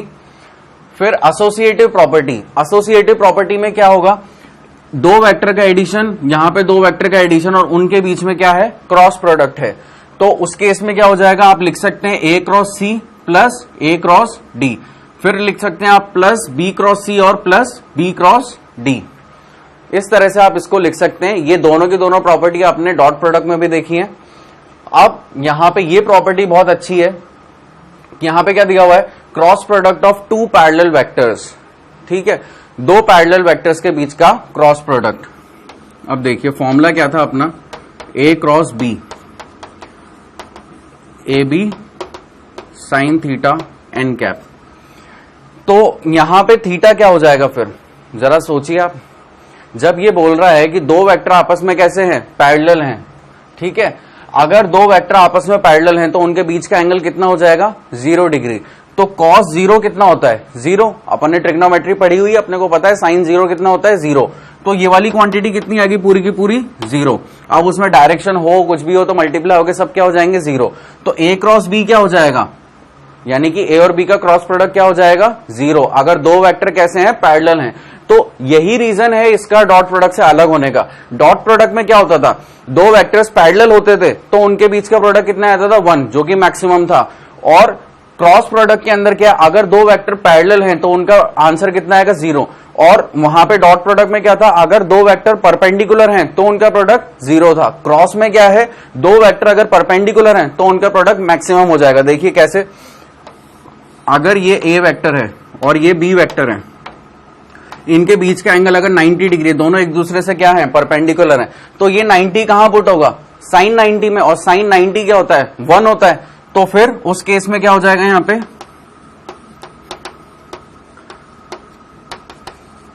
ए बी, ये आपका क्या आ गया, दो वेक्टर जब परपेंडिकुलर हैं उस केस में आपका क्रॉस प्रोडक्ट आ गया, वो कितना हुआ, ए बी। तो अपन ने दोनों चीजों पे देख लिया, 0 डिग्री पे भी और 90 डिग्री पे भी। यहां पे भी देखिए वही चीज मेंशन है कि ए और बी वेक्टर अगर आपस में पैरेलल हैं तो उनका क्रॉस प्रोडक्ट कितना होगा, 0। क्यों, क्योंकि इस केस में थीटा कितना होता है, 0 डिग्री। ठीक है, यही चीज यहां पे लिखी हुई है। अब आता है अपना राइट हैंड थंब रूल। तो थोड़ी बहुत हिंट तो आपको मिली गई है। राइट हैंड थंब रूल को कैसे अप्लाई करेंगे, दो वेक्टर होंगे आपके पास, किसी भी एक वेक्टर, यानी कि अगर आप ए क्रॉस बी कर रहे हैं तो ए वेक्टर पे आपको अपना हाथ रखना पड़ेगा, कौन सा हाथ, राइट हैंड, सीधा हाथ। अगर आप बी क्रॉस ए कर रहे हैं तो आपको जो भी मतलब पहले वेक्टर लिखा हुआ होगा उस पर आपको अपना राइट हैंड रखना है और उसके अकॉर्डिंग आपका जो रिजल्टेंट है वो आएगा। तो देखते हैं अपन इसका पहला question. This is a example based on right hand thumb rule. अब मैं यहां पे आपको दोनों की दोनों चीजें कैलकुलेट करेंगे अपन, ए क्रॉस बी भी और बी क्रॉस ए बी। ठीक है, ये पहली चीज हो गई, ये दूसरी चीज हो गई। तो अब अपन यहाँ पे दोनों की दोनों चीजें फाइंड आउट करेंगे, ए क्रॉस बी भी और बी क्रॉस ए। अब देखिए, अगर मुझे ए क्रॉस बी फाइंड आउट करना है तो मुझे अपना राइट हैंड कहां रखना पड़ेगा, ए वेक्टर के ऊपर। तो मैंने रखा अपना ए वेक्टर के ऊपर अपना राइट हैंड। अब मैं इसको क्या करूंगा, बी वेक्टर की तरफ लाने की कोशिश करूंगा। तो देखिए, अगर मैं ऐसे आ रहा हूं तो ये बी वेक्टर की तरफ आ रहा है और मेरा थंब कौन सी डायरेक्शन में है, पॉजिटिव जेड डायरेक्शन में। यहां पे अपना कौन सा यूनिट वेक्टर काम करता है, के कैप। तो अपना यहां पे आंसर कितना हो जाएगा, के कैप। अब बी क्रॉस ए मुझे देखना है, तो यानी कि मुझे अपना राइट हैंड कहां रखना पड़ेगा, बी वेक्टर की तरफ। तो ये मैंने रखा अपना बी वेक्टर पे, इस तरह से अपना हाथ रख लिया। अब देखिए, अगर मैं ऐसे रख रहा हूं तो क्या मैं अपने हाथ को पीछे की तरफ मोड़ पा रहा हूं, नहीं, ये मैं इसको बहुत जान लगानी पड़ रही है और हिंज है एक तरह से, तो ये पीछे नहीं मुड़ सकता है, तो मुझे अपने हाथ की ओरिएंटेशन चेंज करके इस तरह से करनी पड़ेगी। क्या अभी मेरा हाथ बी वेक्टर के अलोंग में है और मैं ए वेक्टर की तरफ बहुत इजीली अपना हाथ मूव कर पा रहा हूं, तो थंब का डायरेक्शन मेरा कैसे है, माइनस जेड डायरेक्शन के अंदर, यानी कि माइनस के कैप। इसका आंसर अपना कितना आ गया, माइनस के कैप। आगे चलते हैं, एक और एग्जांपल लेते हैं, या आगे चलने से ही पहले जो अपना रिजल्टेंट है, देखिए जब मैंने ए क्रॉस बी किया तो मेरा आंसर क्या आया था, प्लस के कैप। ये भी एक चीज मैं बताता हूं कि डॉट कैसे आया। यहां पे मैंने आपको एक रिप्रेजेंटेशन दिखाई थी जिसमें मैंने आपको एक वेक्टर बनाया था स्टार्टिंग में, फर्स्ट लेक्चर में कुछ ऐसा मैंने आपको वेक्टर बना के दिखाया था, ठीक है। ये यहां से क्या है, कुछ आपको मैंने 3D में दिखाया था ये, तो आपको जब यहां से देख रहे थे तो आपको एक ऐसा दिख रहा था, एक क्रॉस, और जब आप इसको यहां से देख रहे थे तो ये आपको कैसा दिख रहा था, एक डॉट दिख रहा था। तो इसका मतलब क्या होता है, जो भी वेक्टर अंदर जा रहे हैं वो अपने को कैसे दिखेंगे, क्रॉस, और जो भी वेक्टर बाहर आ रहे हैं वो अपने को कैसे दिखेंगे, काइंड ऑफ डॉट। तो मैं यहां पे लिख सकता हूं डॉट जब भी मुझे दिखे तो वेक्टर क्या कर रहा है, बाहर आ रहा है, आउटवर्ड, और क्रॉस अगर दिखे तो मैं क्या बोल सकता हूं, इनवर्ड। तो यहां पे इस चीज को मैं इसलिए बताया क्योंकि अपना ए क्रॉस बी का प्रोडक्ट कितना आया, ए क्रॉस बी आया अपना के कैप, यानी कि पॉजिटिव वाई डायरेक्शन में। तो इसका आंसर तो कितना हो जाएगा, ये यहां पे मैं क्या लगा दूंगा, एक डॉट, कुछ इस तरह से अपना डॉट आ गया। लेकिन बी क्रॉस ए अपना कितना आया, माइनस का के कैप, तो इसके अंदर यहां पे फिर क्या आ जाएगा, एक क्रॉस आ जाएगा। दोनों डायग्राम को मैं आपको दोबारा बना देता हूं। ये अपना ए वेक्टर, ये अपना बी वेक्टर, ए क्रॉस बी तो क्या हुआ, पॉजिटिव डायरेक्शन में आया के कैप, यानी कि क्या हुआ, यहां पे एक डॉट आ गया, ये डॉट आ गया, ये वेक्टर क्या कर रहा है, बाहर आ रहा है। और इसके केस में बी क्रॉस ए के केस में ये ए वेक्टर है, ये आपका बी वेक्टर है, यहां पे क्या हो रहा है, वेक्टर अंदर की तरफ जा रहा है, माइनस के कैप, तो यहां पे क्या आ जाएगा, ये अपना क्रॉस। अपन इसको इस तरह से रिप्रेजेंट करते हैं वेक्टर्स में। अगर आपके पास क्वेश्चन में, कंपटीशन एग्जाम में कुछ इस तरह के क्वेश्चन आएंगे जिसमें डॉट और क्रॉस बना हुआ होगा, तो आपको इस तरह से उनको समझना है। ये मत बोल देना कि वहां पे क्वेश्चन गलत लिखा हुआ है, क्वेश्चन कभी गलत नहीं आएगा, क्वेश्चन सही होगा, आपको उसको और अच्छे से सॉल्व करना पड़ेगा। तो ये रिप्रेजेंटेशन होती है। चलिए अब डॉट और क्रॉस के बेस पे अपन और एग्जाम्पल देखते हैं। अपना अगला एग्जाम्पल देखते हैं। एंड यस ऑब्वियसली है, अगर आप इसको क्रॉस या डॉट कुछ भी लगा रहे हैं तो आप उसका वेक्टर भी लिख लीजिए, इसको नेमिंग दे दीजिए कि आपने क्या फाइंड आउट किया, एक सी वेक्टर फाइंड आउट किया। हमेशा क्रॉस प्रोडक्ट का रिजल्टेंट क्या होगा, एक वेक्टर ही होगा। तो अब अगला क्वेश्चन देखते हैं अपन।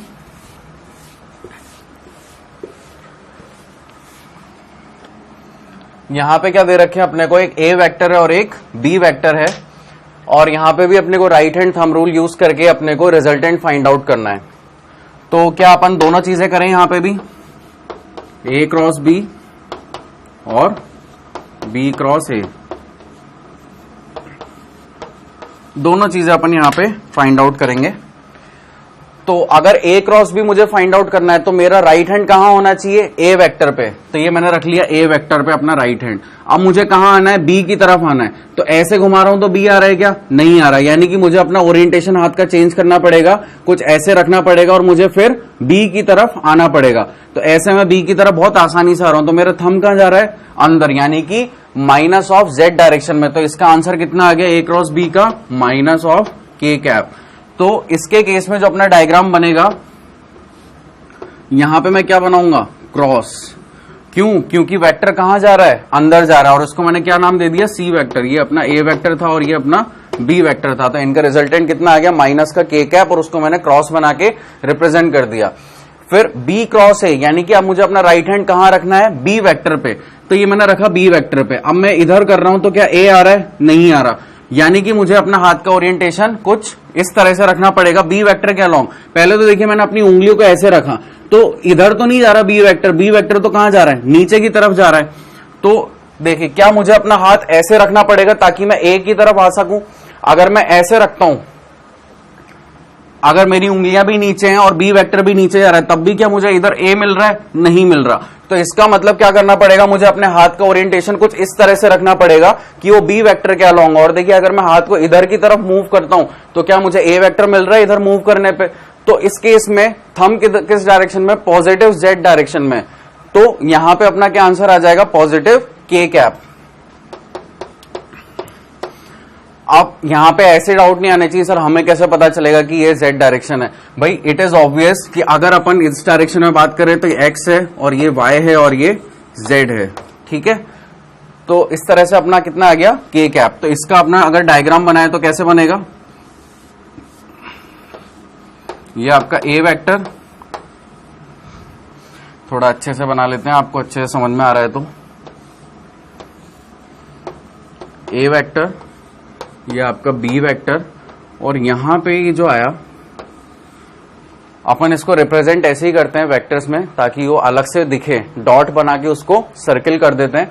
तो ये वेक्टर कैसा है, बाहर निकलता हुआ सर्किल है, बाहर निकलता हुआ वेक्टर है, ठीक है।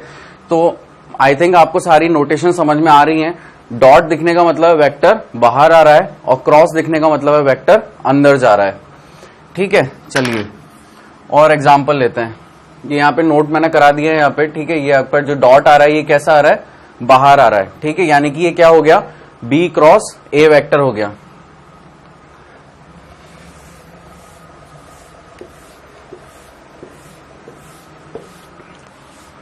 अगला क्वेश्चन लेते हैं अपन।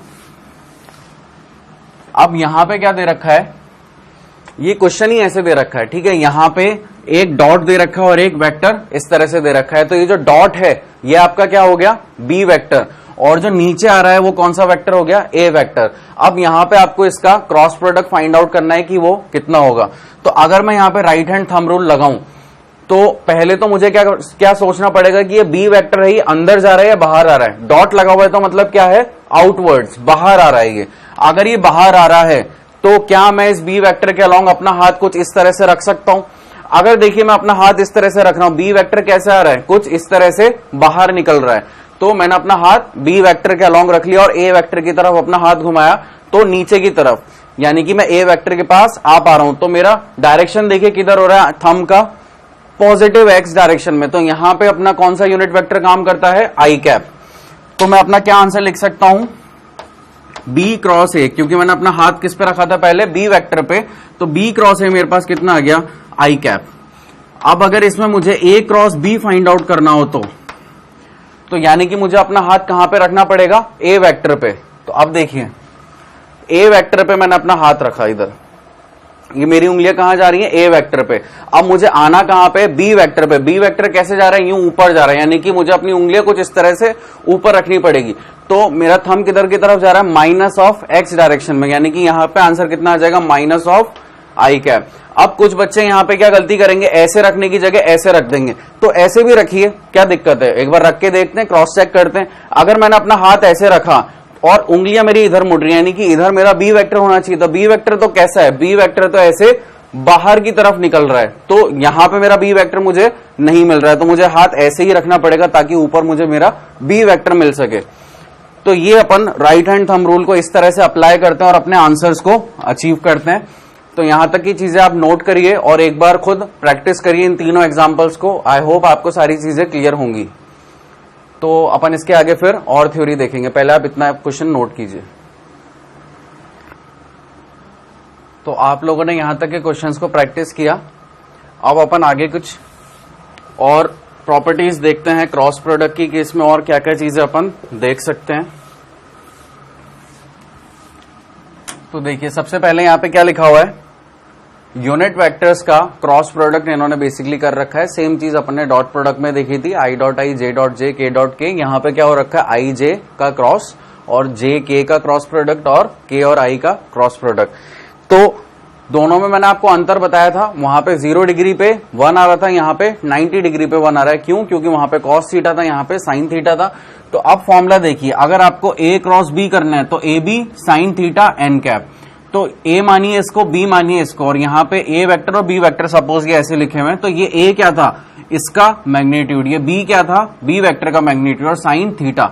अब आई और जे हैं तो ऑब्वियस सी बात है कि ये इनके बीच का एंगल कितना होगा, 90 डिग्री होगा। ये आई कैप, ये आपका जे कैप और ये आपका के कैप। तो आई और जे के बीच में जो एंगल है वो कितना है, 90 डिग्री है। तो इसलिए अपन ने क्या लिख लिया, साइन 90, और इनका मैग्नीट्यूड को तो कितना होता है, यूनिट वेक्टर्स का 1 होता है। तो अपन ने लिख लिया इस तरह से।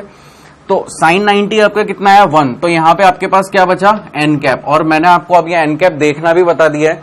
अब अपने को ये वाली दिक्कत नहीं आनी चाहिए कि एन कैप कैसे आ रहा है।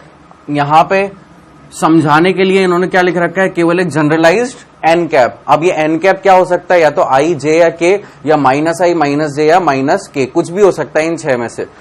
तो अब अपन देखें दोबारा से, मैं आपको एक बार राइट हैंड थंब रूल बताऊं। अगर अपन क्या कर रहे हैं यहाँ पे, आई कैप क्रॉस जे कैप, ठीक है, i cap cross J cap अगर अपन कर रहे हैं तो अपन ने अपना हाथ रखा आई वेक्टर की तरफ, जे की तरफ आए, पॉजिटिव में क्या मिला, पॉजिटिव जेड डायरेक्शन में, तो यानी कि यहां पे क्या आ गया, के कैप।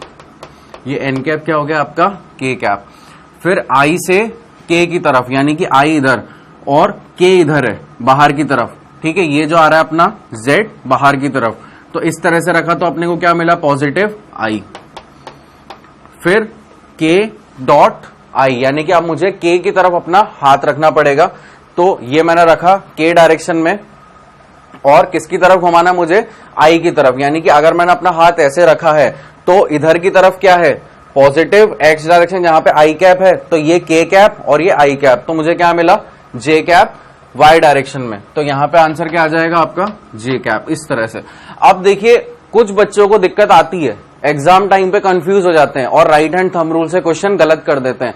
तो इन्हीं चीजों को दूर करने के लिए मैं आपको एक तरीका बताऊंगा जो कि बहुत इजी है, जिसमें अपने को बिल्कुल कुछ चीज याद रखने की जरूरत नहीं है, हमेशा आपका आंसर क्या आएगा, सही आएगा।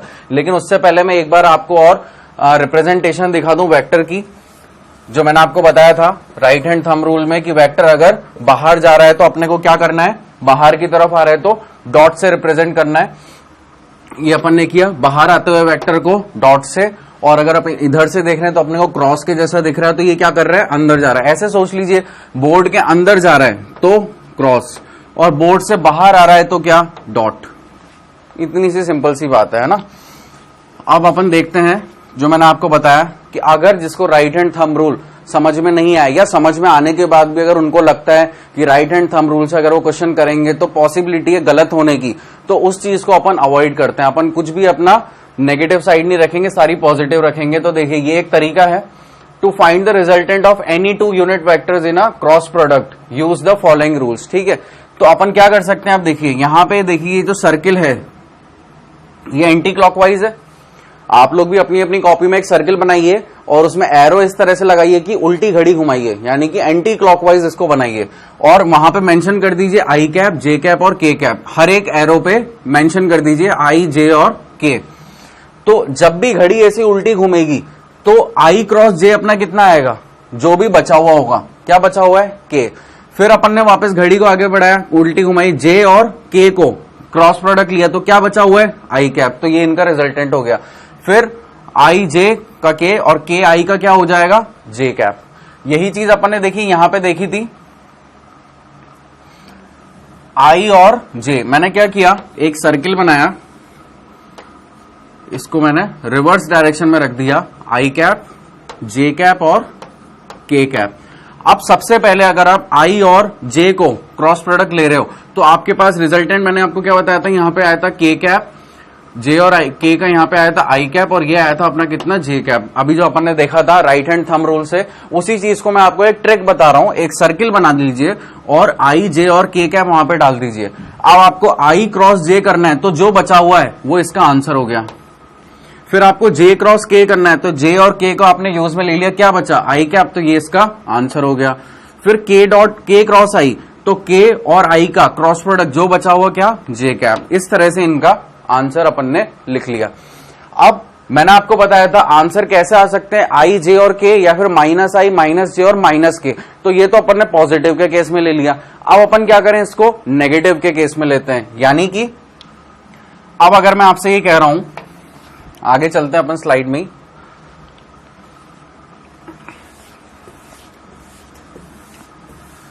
अब मैं आपसे क्या कह रहा हूं, अभी तक तो आपने क्या किया, यहां पे आप चाहें तो देख सकते हैं, इधर अपन ने इससे जो रिजल्ट ऑब्टेन किया इस वाली स्लाइड से, जब अपन ने एंटी क्लॉकवाइज घुमाया तो अपने पास क्या आया, आई क्रॉस जे, जे क्रॉस के और के क्रॉस आई। सारे के सारे जो डायरेक्शन है वो कैसे है, पॉजिटिव है। लेकिन माइनस भी एग्जिस्ट करते हैं, तो अपन ने उस केस के लिए क्या किया, अब इसको क्लॉकवाइज घुमाया। अभी तक तो एंटी क्लॉकवाइज घुमाया और अब अपन क्या कर रहे हैं, क्लॉकवाइज घुमा रहे हैं। तो अपन ने क्लॉकवाइज सर्किल को बना लिया, आई, जे और के बनाइए आप लोग भी अपनी अपनी कॉपीज में। और अब अपन क्या कर रहे हैं, अब मुझे आई और जे का अगर क्रॉस प्रोडक्ट चाहिए, कैसे, क्लॉकवाइज में, तो ये कितना आएगा, जो भी बचा हुआ है उस पर अपन क्या लगा देंगे, माइनस। ठीक है, इसी तरह से जे क्रॉस के कितना आएगा, माइनस आई कैप, और के क्रॉस आई कैप मेरा कितना आएगा, माइनस ऑफ जे कैप। तो इस तरह से अपन ने यहां पे रिजल्ट लिख लिए। आई क्रॉस जे का अपन ने क्या लिखा, अच्छा इसको भी अपने को रिवर्स करना पड़ेगा, मैं ये वाली चीज करना भूल गया था, क्योंकि अपना ए क्रॉस भी कभी भी बी क्रॉस ए के बराबर नहीं होता है। तो यहां पे मुझे क्या लिखना पड़ेगा, जे क्रॉस आई, और यहां पे क्या लिखना पड़ेगा मुझे, के क्रॉस जे, और यहां पे आई क्रॉस के। ठीक है, ये एक छोटी सी मिस्टेक थी कि ए क्रॉस बी कभी भी बी क्रॉस ए के बराबर नहीं होता है, इसलिए अपन को उसको बी क्रॉस ए लिखना पड़ेगा। ठीक है, तो ये अपना है, ये भी एक अच्छा तरीका था। क्या किया अपन ने, यहां पे देखिए मैं आपको दोबारा से एक बार बताना चाहूंगा। ऐसे आपने क्या बनाया, दो सर्किल, ये तो क्या हो गया क्लॉकवाइज, और अगर आप इसको उल्टा घुमा दें तो ये क्या हो जाएगा आपका एंटी क्लॉकवाइज। ये तो एंटी हो गया और ये क्लॉकवाइज।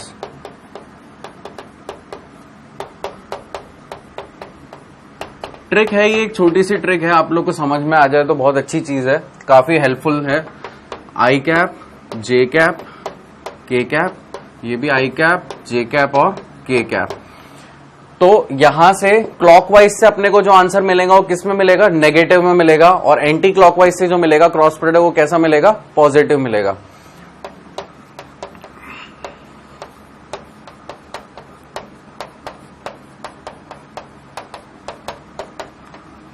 ये कितना हो गया अपना के कैप, ये कितना हो जाएगा आई कैप, और ये क्या हो गया जे कैप। और क्लॉकवाइज में अपने को जो भी आंसर मिलेगा, जे क्रॉस आई माइनस का के कैप, और के कैप क्रॉस जे कैप माइनस का आई कैप, और आई कैप क्रॉस के कैप माइनस का जे कैप।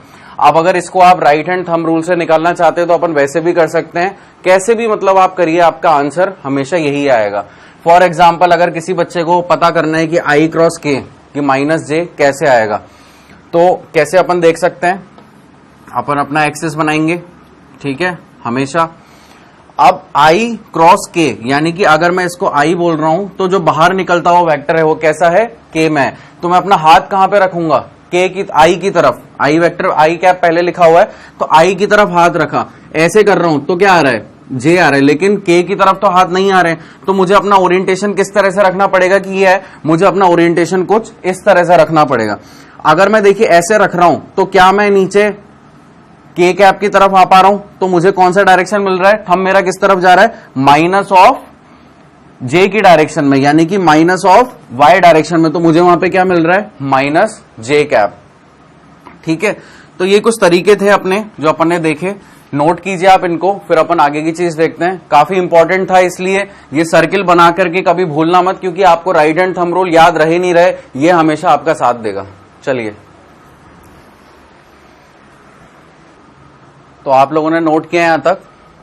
अब अपन ने जैसे डॉट प्रोडक्ट के अंदर एक जनरल इक्वेशन अचीव करी थी, और वो इक्वेशन अचीव करने से अपने को क्या हेल्प मिली थी कि अपन ने क्वेश्चंस को बहुत ज्यादा ही जल्दी लगाना सीख लिया था। तो वही काम अपन यहां पे भी करेंगे, जनरलाइज इक्वेशन निकालेंगे, लेकिन अपन दो तरीके से, एक तो वही कंपोनेंट फॉर्म और एक और क्या, डिटर्मिनेंट फॉर्म। तो कंपोनेंट फॉर्म से अगर अपन ए क्रॉस बी करना चाहें तो मैंने आपको बताया था ए वेक्टर लिखने का तरीका। अगर आपको ये दो वेक्टर दिए हुए हैं, ए और बी वेक्टर, और इनके बीच में कुछ एंगल थीटा है, तो आप इसकी इक्वेशन कैसे लिख सकते हैं, एक्स वाई जेड के फॉर्म में, क्योंकि इनके कोऑर्डिनेट क्या है, एक्स वाई जेड है। ठीक है, तो आप क्या लिख सकते हैं, ए की इक्वेशन को ए एक्स आई कैप, ए वाई जे कैप, ए जेड के कैप। सिमिलरली बी वेक्टर की इक्वेशन आप लिख सकते हैं बी एक्स आई कैप, बी वाई जे कैप प्लस बी जेड के कैप। ये एक तरह से डेरिवेशन है, आपको इन्हें याद रखने की जरूरत नहीं है, लेकिन अगर इनको अपन डेराइव करके सीखेंगे तो आप कभी भी अगर फ्यूचर में इक्वेशन भूल जाते हैं तो आप उसको इस तरह से कैलकुलेट कर सकते हैं। सिर्फ इसलिए मैं आपको डेरिवेशन बता रहा हूं, आपकी किसी भी एग्जाम में आपसे डेरिवेशन नहीं पूछा जाएगा। फिजिक्स के एग्जाम में तो नहीं पूछा जाता है, इवन सीबीएसई में भी इस तरह के क्वेश्चंस आपको नहीं मिलेंगे, लेकिन इनका जो रिजल्ट आता है वो अपने लिए बहुत बेनिफिशियल होता है। तो अब देखते हैं अपन ए क्रॉस बी अपने को करना है, तो ए वेक्टर अपने पास कितना है, ए x I cap, A Y J cap plus A Z के कैप। इसका क्रॉस प्रोडक्ट होगा किससे, बी एक्स आई कैप, बी वाई जे कैप प्लस बी जेड के कैप से। तो अपन ने वेक्टर की एक प्रॉपर्टी देखी थी, उस प्रॉपर्टी से अपने को पता है कि अगर मैं ए एक्स आई कैप को इससे मल्टीप्लाई करूं तो ऐसे लिख दूंगा, फिर plus A Y J cap को इससे लिखूंगा, फिर एक ब्रैकेट लगाऊंगा, फिर ए जेड के कैप को इस तरह से, तो क्रॉस प्रोडक्ट की प्रॉपर्टी इसको सेटिस्फाई कर देगी। तो अपन इसको ऐसे लिखते हैं, ए एक्स आई कैप साथ के साथ ही मल्टीप्लाई करते जाते हैं, तो बी एक्स आई कैप, ठीक है, पहले इसको इससे किया, फिर a x I cap multiply with b Y J cap plus a x I cap multiply with b Z के कैप। ये मैंने क्या किया, ए एक्स आई कैप को सबसे मल्टीप्लाई करा दिया, फिर क्या लगा दिया यहाँ पे प्लस। अब ए वाई जे कैप को अपन मल्टीप्लाई करेंगे, ए वाई जे कैप को मैंने मल्टीप्लाई किया किससे, बी एक्स आई कैप से, फिर ए वाई जे कैप को अपन ने मल्टीप्लाई किया बी वाई जे कैप से, फिर अपन ने क्या किया, ए वाई जे कैप को मल्टीप्लाई किया बी जेड के कैप से। अच्छा, एक चीज जो अपन अभी तक भूल गए इसमें लगाना, ये अपन क्या कर रहे हैं, क्रॉस प्रोडक्ट कर रहे हैं, तो इनका क्या होगा आपस में, क्रॉस प्रोडक्ट, ठीक है, ये इनके बीच में क्या हो गया, क्रॉस प्रोडक्ट हो गया। फिर यहां पे अपन ने लगा दिया क्या, प्लस, और फिर अपन ने वापस से क्रॉस प्रोडक्ट को कैरी ऑन किया, ए जेड के कैप, इसको अपन को किससे करना है, बी एक्स आई कैप से, प्लस ए जेड के कैप को अपन ने किया बी वाई जे कैप से, प्लस ए जेड के कैप को अपन ने किया क्रॉस प्रोडक्ट बी जेड के कैप से, और सबके बीच में अपन ने क्या लगा दिया, क्रॉस लगा दिया, ठीक है। कुछ इस तरह से अपनी इक्वेशन आई। अब आपको पता है, यहां पे मैं लिख देता हूं, आपको पता है i cap dot J cap dot k cap dot i cap. Similarly आपको जब ये पता है तो आपको ये भी पता है, जे क्रॉस, यहां पे क्रॉस लगेगा, बार बार डॉट प्रोडक्ट आ रहा है,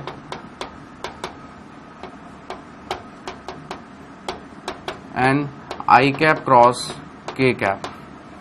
अपने को पता है कि ये कितना होता है अपना आई क्रॉस जे के कैप, ये होता है अपना आई कैप और ये होता है अपना जे कैप। तो अपन यहां पे लिख सकते हैं माइनस के माइनस आई कैप और माइनस जे कैप। आपको इतनी इंफॉर्मेशन अपने पास में है, इतनी पढ़ाई तो अपन कर चुके क्रॉस प्रोडक्ट में कि अपने को इतनी नॉलेज तो है दोनों के बीच में, ठीक है। अगर अपने को ये वाली चीज पता है तो अब अपन यहां पे क्या कर रहे हैं, क्रॉस प्रोडक्ट ही तो कर रहे हैं। तो अब देखते हैं क्या क्या चीजें कैंसिल आउट होती हैं। यहां पे क्या हुआ, आई कैप क्रॉस आई कैप, तो मैंने आपको बताया था क्रॉस प्रोडक्ट में आई कैप क्रॉस आई कैप, यानी कि दोनों के बीच का एंगल कितना हो गया, 0। चलिए ये भी मैं यहां पे मेंशन कर देता हूं, आई कैप क्रॉस आई कैप, जे कैप क्रॉस, ये अपन ऑलरेडी देख चुके हैं स्लाइड्स में।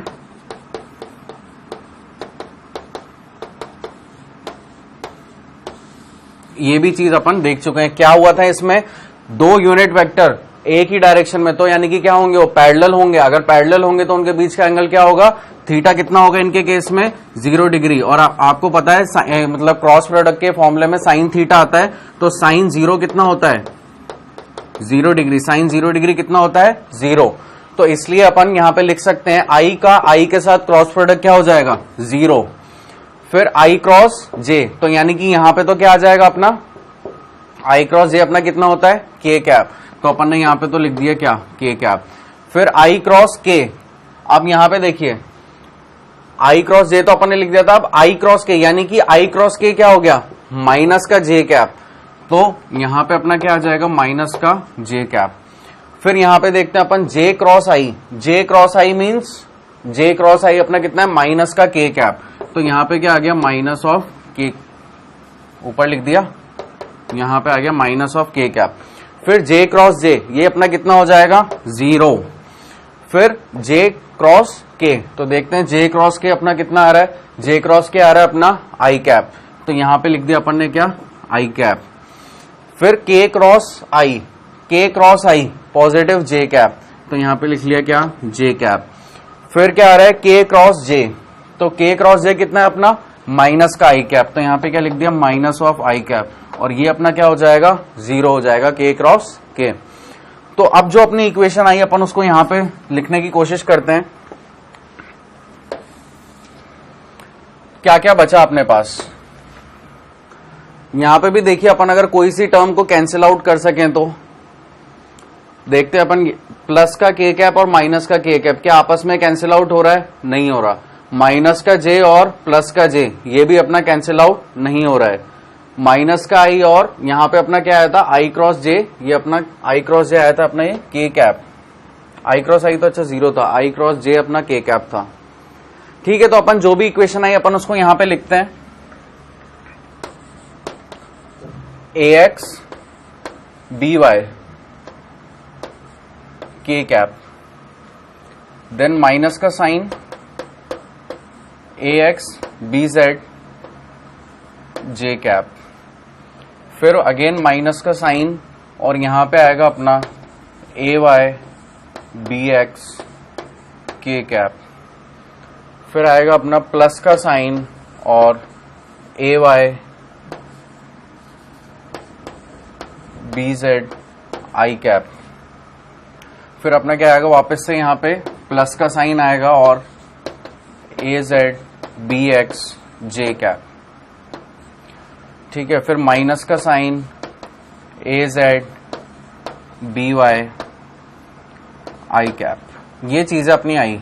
अब यहां पे अपने को देखना होगा कि कुछ चीजें अगर कैंसिल आउट हो रही हैं तो कैंसिल करेंगे, अगर कुछ चीजों को अपन एक साथ लिख सकते हैं तो एक साथ लिखेंगे।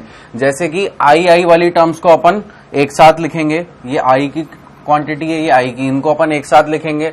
फिर जे वाली क्वांटिटीज को अपन एक साथ लिखेंगे। अपन ने क्रॉस चेक किया कि कोई भी चीज कैंसिल आउट हो रही थी तो अपन करते हैं, अगर नहीं हो रही है तो अपन नहीं कर सकते हैं। और फिर ये देखिए के वाली टर्म्स को अपन एक साथ लिखेंगे। तो देखिए अब अपन एक साथ लिख के कैसे में हो पाएंगे, यहां पे आ रहा है अपना क्या plus A Y B Z minus of A Z B Y, ये तो अपना क्या हो जाएगा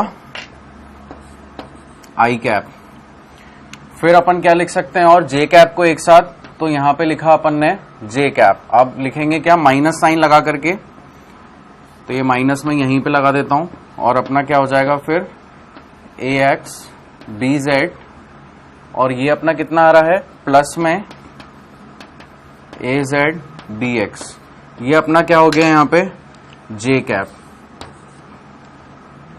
फिर देखिए अपना क्या हो जाएगा, फिर अपन लगाते हैं प्लस और यहां पे अपना कितना आ जाएगा ए एक्स बी वाई, और माइनस में अपन लिखेंगे क्या ए वाई बी एक्स के कैप। तो ये अपनी इक्वेशन आ गई। अपन ने क्या किया, दो वेक्टर लिए थे ए वेक्टर और बी वेक्टर, और उनको अपन ने क्रॉस प्रोडक्ट किया, तो अपने पास एक जनरलाइज इक्वेशन क्या आ गई, यहां पे लिख सकता हूं मैं एक ये जनरल इक्वेशन जो अपन ने डिराइव करी। तो क्या अपन इस इक्वेशन को याद रख सकते हैं? अगर अपन इस इक्वेशन को याद रख सकते हैं तो बिल्कुल अपने को याद रखना चाहिए, लेकिन अगर अपन इसको याद नहीं रख पा रहे हैं तो फिर अपने को कोई और मेथड इसके लिए देखना पड़ेगा। वैसे तो बहुत इजी है इसको याद रखना, लेकिन अपने पास एक और मेथड है जो कि काफी इजी है इसको याद रखने के लिए, वो क्या है डिटर्मिनेंट फॉर्म। अगर आपको यहां तक की चीजें समझ में आई तो आप इसको नोट कीजिए, इसके बाद अब अपन डिटर्मिनेंट फॉर्म देखेंगे। तो आप लोगों ने नोट किया इसको यहां तक। अपन ने इस क्वेश्चन में क्या किया था, सबसे पहले दो वेक्टर लिए ए और बी वेक्टर, उनका अपन ने क्रॉस प्रोडक्ट किया। आप यहां पे देख सकते हैं क्रॉस प्रोडक्ट करके अपन ने उनको वेक्टर की क्रॉस प्रोडक्ट की प्रॉपर्टी से अपन ने उसको इस तरह से मल्टीप्लाई किया। फिर अपन ने एक टेबल अपने पास ऑलरेडी थी, ये अपन ने राइट हैंड थंब रूल से भी देखा और क्लॉकवाइज एंटी क्लॉकवाइज के मेथड से भी देखा कि इनका क्रॉस प्रोडक्ट कैसे आ सकता है, और सिमिलर यूनिट वेक्टर्स का क्रॉस प्रोडक्ट 0 होता है, ये भी अपन ने देखा कैसे होता है। उसके बाद अपन ने क्या किया, इनको इस इक्वेशन में अपन ने यहाँ पे अरेंज कर दी, क्योंकि वहां पे जितनी चीजें कैंसिल आउट हो रही थी उतनी चीजें अपन ने कैंसिल आउट करी, बाकी की रिमेनिंग चीजों को अपन ने यहाँ पे लिखा, और फिर उसके बाद अपन ने ये इक्वेशन यहाँ पे लिखी। अच्छा, इस इक्वेशन में एक छोटी सी गलती, ये प्लस साइन की जगह यहाँ पे क्या आएगा अपना माइनस का साइन आएगा ये, ठीक है। यहाँ पे क्या था, ये माइनस का जे कंपोनेंट, तो जब अपन ब्रैकेट देखेंगे तो ये भी क्या हो जाएगा, माइनस, ये वाला प्लस क्या हो जाएगा, माइनस होगा, जो अपन माइनस को यहाँ पे कॉमन लेंगे तो ये अपनी इक्वेशन फाइनली आई थी, जिसको अपन ने क्या बोल दिया, एक जनरलाइज इक्वेशन क्रॉस प्रोडक्ट की। तो ये मेथड तो बहुत लंबा मेथड था इसको कैलकुलेट करने का, इस इक्वेशन पे अचीव करने का। अगर अपने को ये इक्वेशन याद इस मेथड से रह सकती है तो बहुत बढ़िया, अदरवाइज अपने पास मैंने आपको बताया था डिटर्मिनेंट मेथड भी है, तो अब अपन डिटर्मिनेंट मेथड को देखेंगे कि वो कैसे सॉल्व होता है।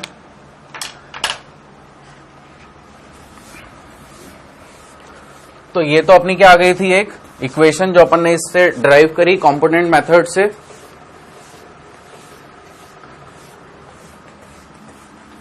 अब अपन निकालेंगे इस सेम चीज को डिटर्मिनेंट मेथड से। यहां पे अपन क्या कर रहे हैं, डिटर्मिनेंट मेरे ख्याल से आप लोगों ने पढ़ा ही है 10th क्लास तक, तो डिटर्मिनेंट कैसे कैलकुलेट करते हैं अपन, तो मैं बेसिक्स तो आपको नहीं बता सकता डिटर्मिनेंट का अभी इस लेक्चर में, लेकिन हाँ अपन कैसे इसको कैलकुलेट करेंगे। अपना ए वेक्टर दिया हुआ है अपने को, ये अपना क्या है, ए वेक्टर, और ये अपना क्या है, बी वेक्टर। बार बार लिखने की जरूरत नहीं है, यहाँ पे क्लियरली लिखा ही हुआ है।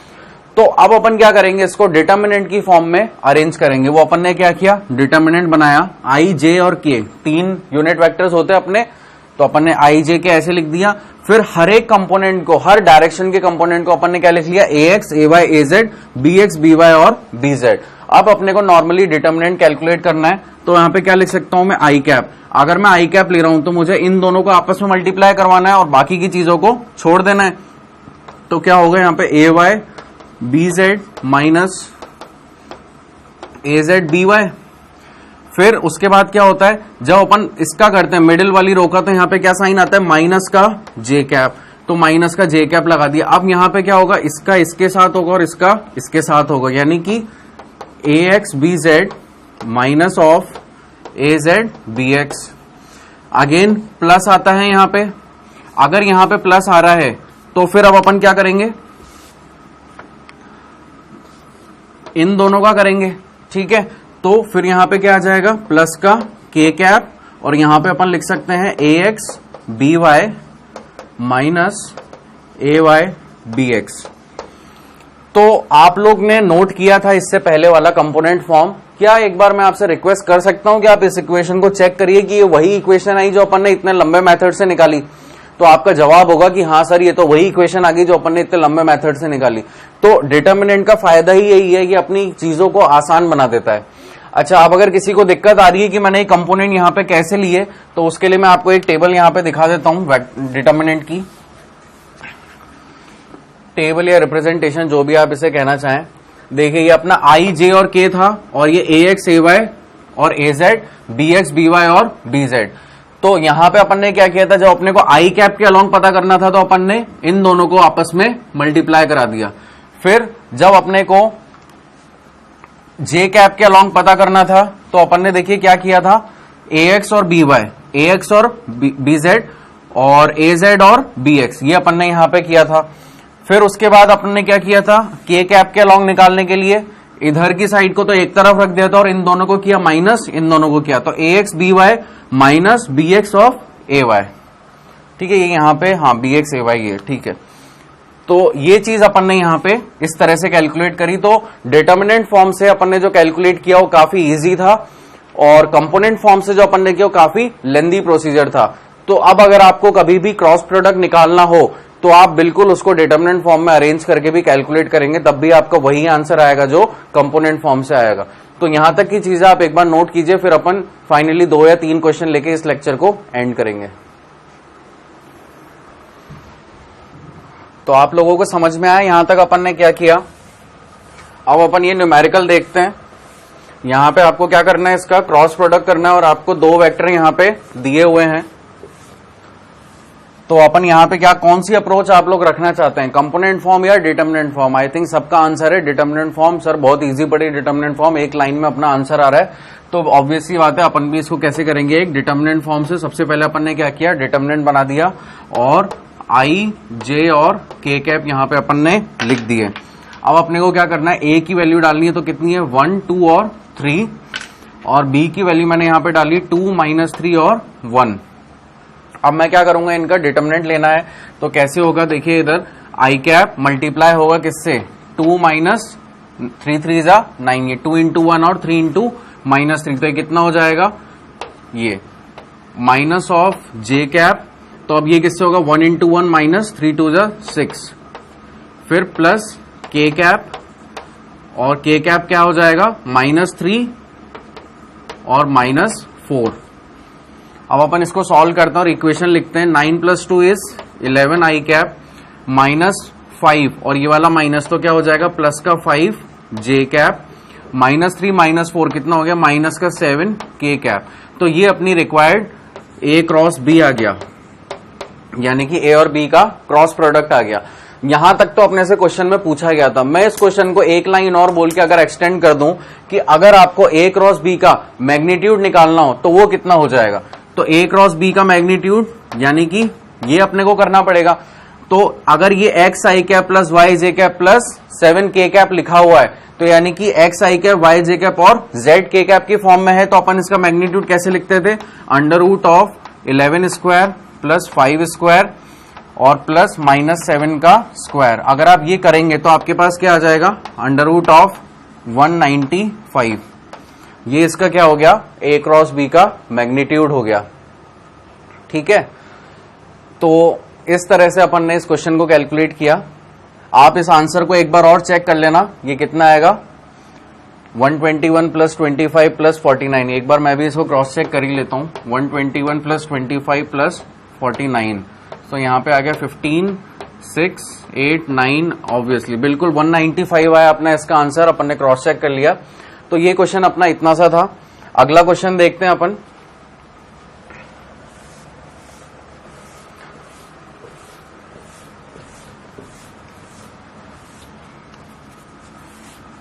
यहां पे अपने को क्या करना है,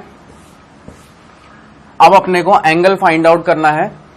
ऑब्वियसली बात है ए क्रॉस बी का ही क्वेश्चन है, अपन ने अभी रिसेंटली क्रॉस प्रोडक्ट ही किया है, तो ए क्रॉस बी अपन इसका फाइंड आउट करेंगे और फिर अपने को इसका थीटा भी फाइंड आउट करना पड़ेगा। तो सबसे पहले अपन ए क्रॉस बी फाइंड आउट करते हैं। तो यहां पे देखिए, यहां पे मैं क्या लिख सकता हूं 3 4, और अब के कैप में मुझे कुछ भी वैल्यू गिवन नहीं है, तो मैं क्या लिख सकता हूं 0। इसी तरह से मैं यहां पे -3 7, और यहां पे कोई भी वैल्यू गिवन नहीं है, तो मैं क्या लिख सकता हूं इसको 0। तो ये मेरा डिटर्मिनेंट फॉर्म अरेंज हो गया। अब मैं इनका डिटर्मिनेंट अगर कैलकुलेट करूं तो आई कैप कितना हो जाएगा 0 - 0, माइनस का जे कैप कितना हो जाएगा 0 माइनस और ये वाला माइनस क्या हो जाएगा प्लस, फिर के कैप 21 -4 3 जा कितना हो गया 12, तो ये क्या हो जाएगा प्लस का 12।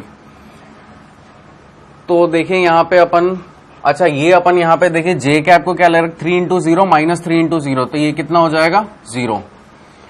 तो यहां पे अपना आंसर कितना आ गया 21 + 12, ये कितना हो गया 33 के कैप। ये अपना किसका आंसर आया ए क्रॉस बी, यानी कि ए और बी का क्रॉस प्रोडक्ट अपने पास कितना आ गया 33।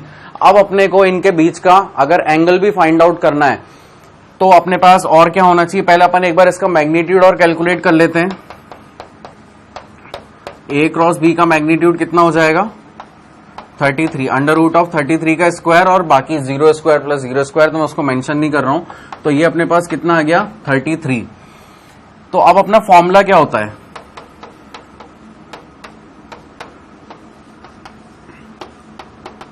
A B sine theta. तो यहां पे अपने पास, और यहां पे क्या होता है एन कैप। तो यहां पे अपने पास थीटा अपने को फाइंड आउट करना है, तो अपने पास क्या क्या है, इसका मैग्नीट्यूड तो है, ये वाली चीज अपन ने फाइंड आउट कर ली है, और लेकिन अपने को अगर थीटा चाहिए तो अपने को ए और बी का मैग्नीट्यूड सेपरेटली फाइंड आउट करना पड़ेगा। तो अपन यहां पे ए का मैग्नीट्यूड लिख देते हैं √9 + 16, और बी का लिख देते हैं 9 + 49। तो ये तो कितना हो जाएगा 9 9 18 58 √ और ये कितना हो गया √25। तो ये तो अपन लिख सकते हैं कितना आया 5। ए का मैग्नीट्यूड, ए वेक्टर का मैग्नीट्यूड आया 5 और बी वेक्टर का मैग्नीट्यूड आया कितना √58, और ए क्रॉस बी अपने पास ऑलरेडी आ चुका है 33 के कैप। तो अपन अपने फॉर्मूले में डालें 33 k cap is equals to 5 into root 58 sine theta N cap. N cap भी ये क्या है अपना के कैप अपन यहां पे लिख सकते हैं। तो साइन थीटा यहां से अपना कितना आ जाएगा और ये के कैप से के कैप कैंसिल हो जाएगा। तो यहां पे अपना कितना हो गया 33/5 रूट 58। तो थीटा is equals to sine inverse 33/5 root 58। ये अपना क्या आ गया थीटा आ गया यहां से। ठीक है, तो इस तरह से अपन ने यहाँ पे थीटा फाइंड आउट किया। इस क्वेश्चन में अपन ने सारी चीजें फाइंड आउट कर ली। ए क्रॉस बी का ए क्रॉस बी देख लिया अपन ने, फिर उसके बाद ए क्रॉस बी का मैग्नीट्यूड देख लिया और इंडिविजुअल ए और बी वेक्टर का भी मैग्नीट्यूड देख लिया और फाइनली अपन ने थीटा को कैलकुलेट कर लिया। तो आज के लेक्चर में अपन यहां तक की चीजें ही देखेंगे। नेक्स्ट लेक्चर से अपन एक्सरसाइज कंटिन्यू करेंगे अपनी। तो मेरी आपसे रिक्वेस्ट है कि एक बार, दो बार, तीन बार इसको रिवाइज करिए, क्योंकि वेक्टर्स जितना इजी दिखता है उतना इजी होता नहीं है। आपको इसमें सारी चीजें फिर से रिवाइज करनी पड़ेंगी। अपने नोट्स आप लोगों ने बनाए होंगे, आपको पीडीएफ कॉपी इसकी मिली हुई है सारे स्टडी मटेरियल की, आप उसको एक बार और देखिए और फिर अपन एक्सरसाइज पे जब आए तो आप लोग उसको एक बार खुद से प्रैक्टिस करें। अगर आप खुद से प्रैक्टिस करेंगे और फिर मैं यहाँ पे समझाऊंगा तो वो आपको ज्यादा क्लियर होगा, बजाय इसके कि आप सिर्फ मेरे से ही वाली चीज सीखें। तो thank you for today's lecture. Hope you are enjoying your learning part.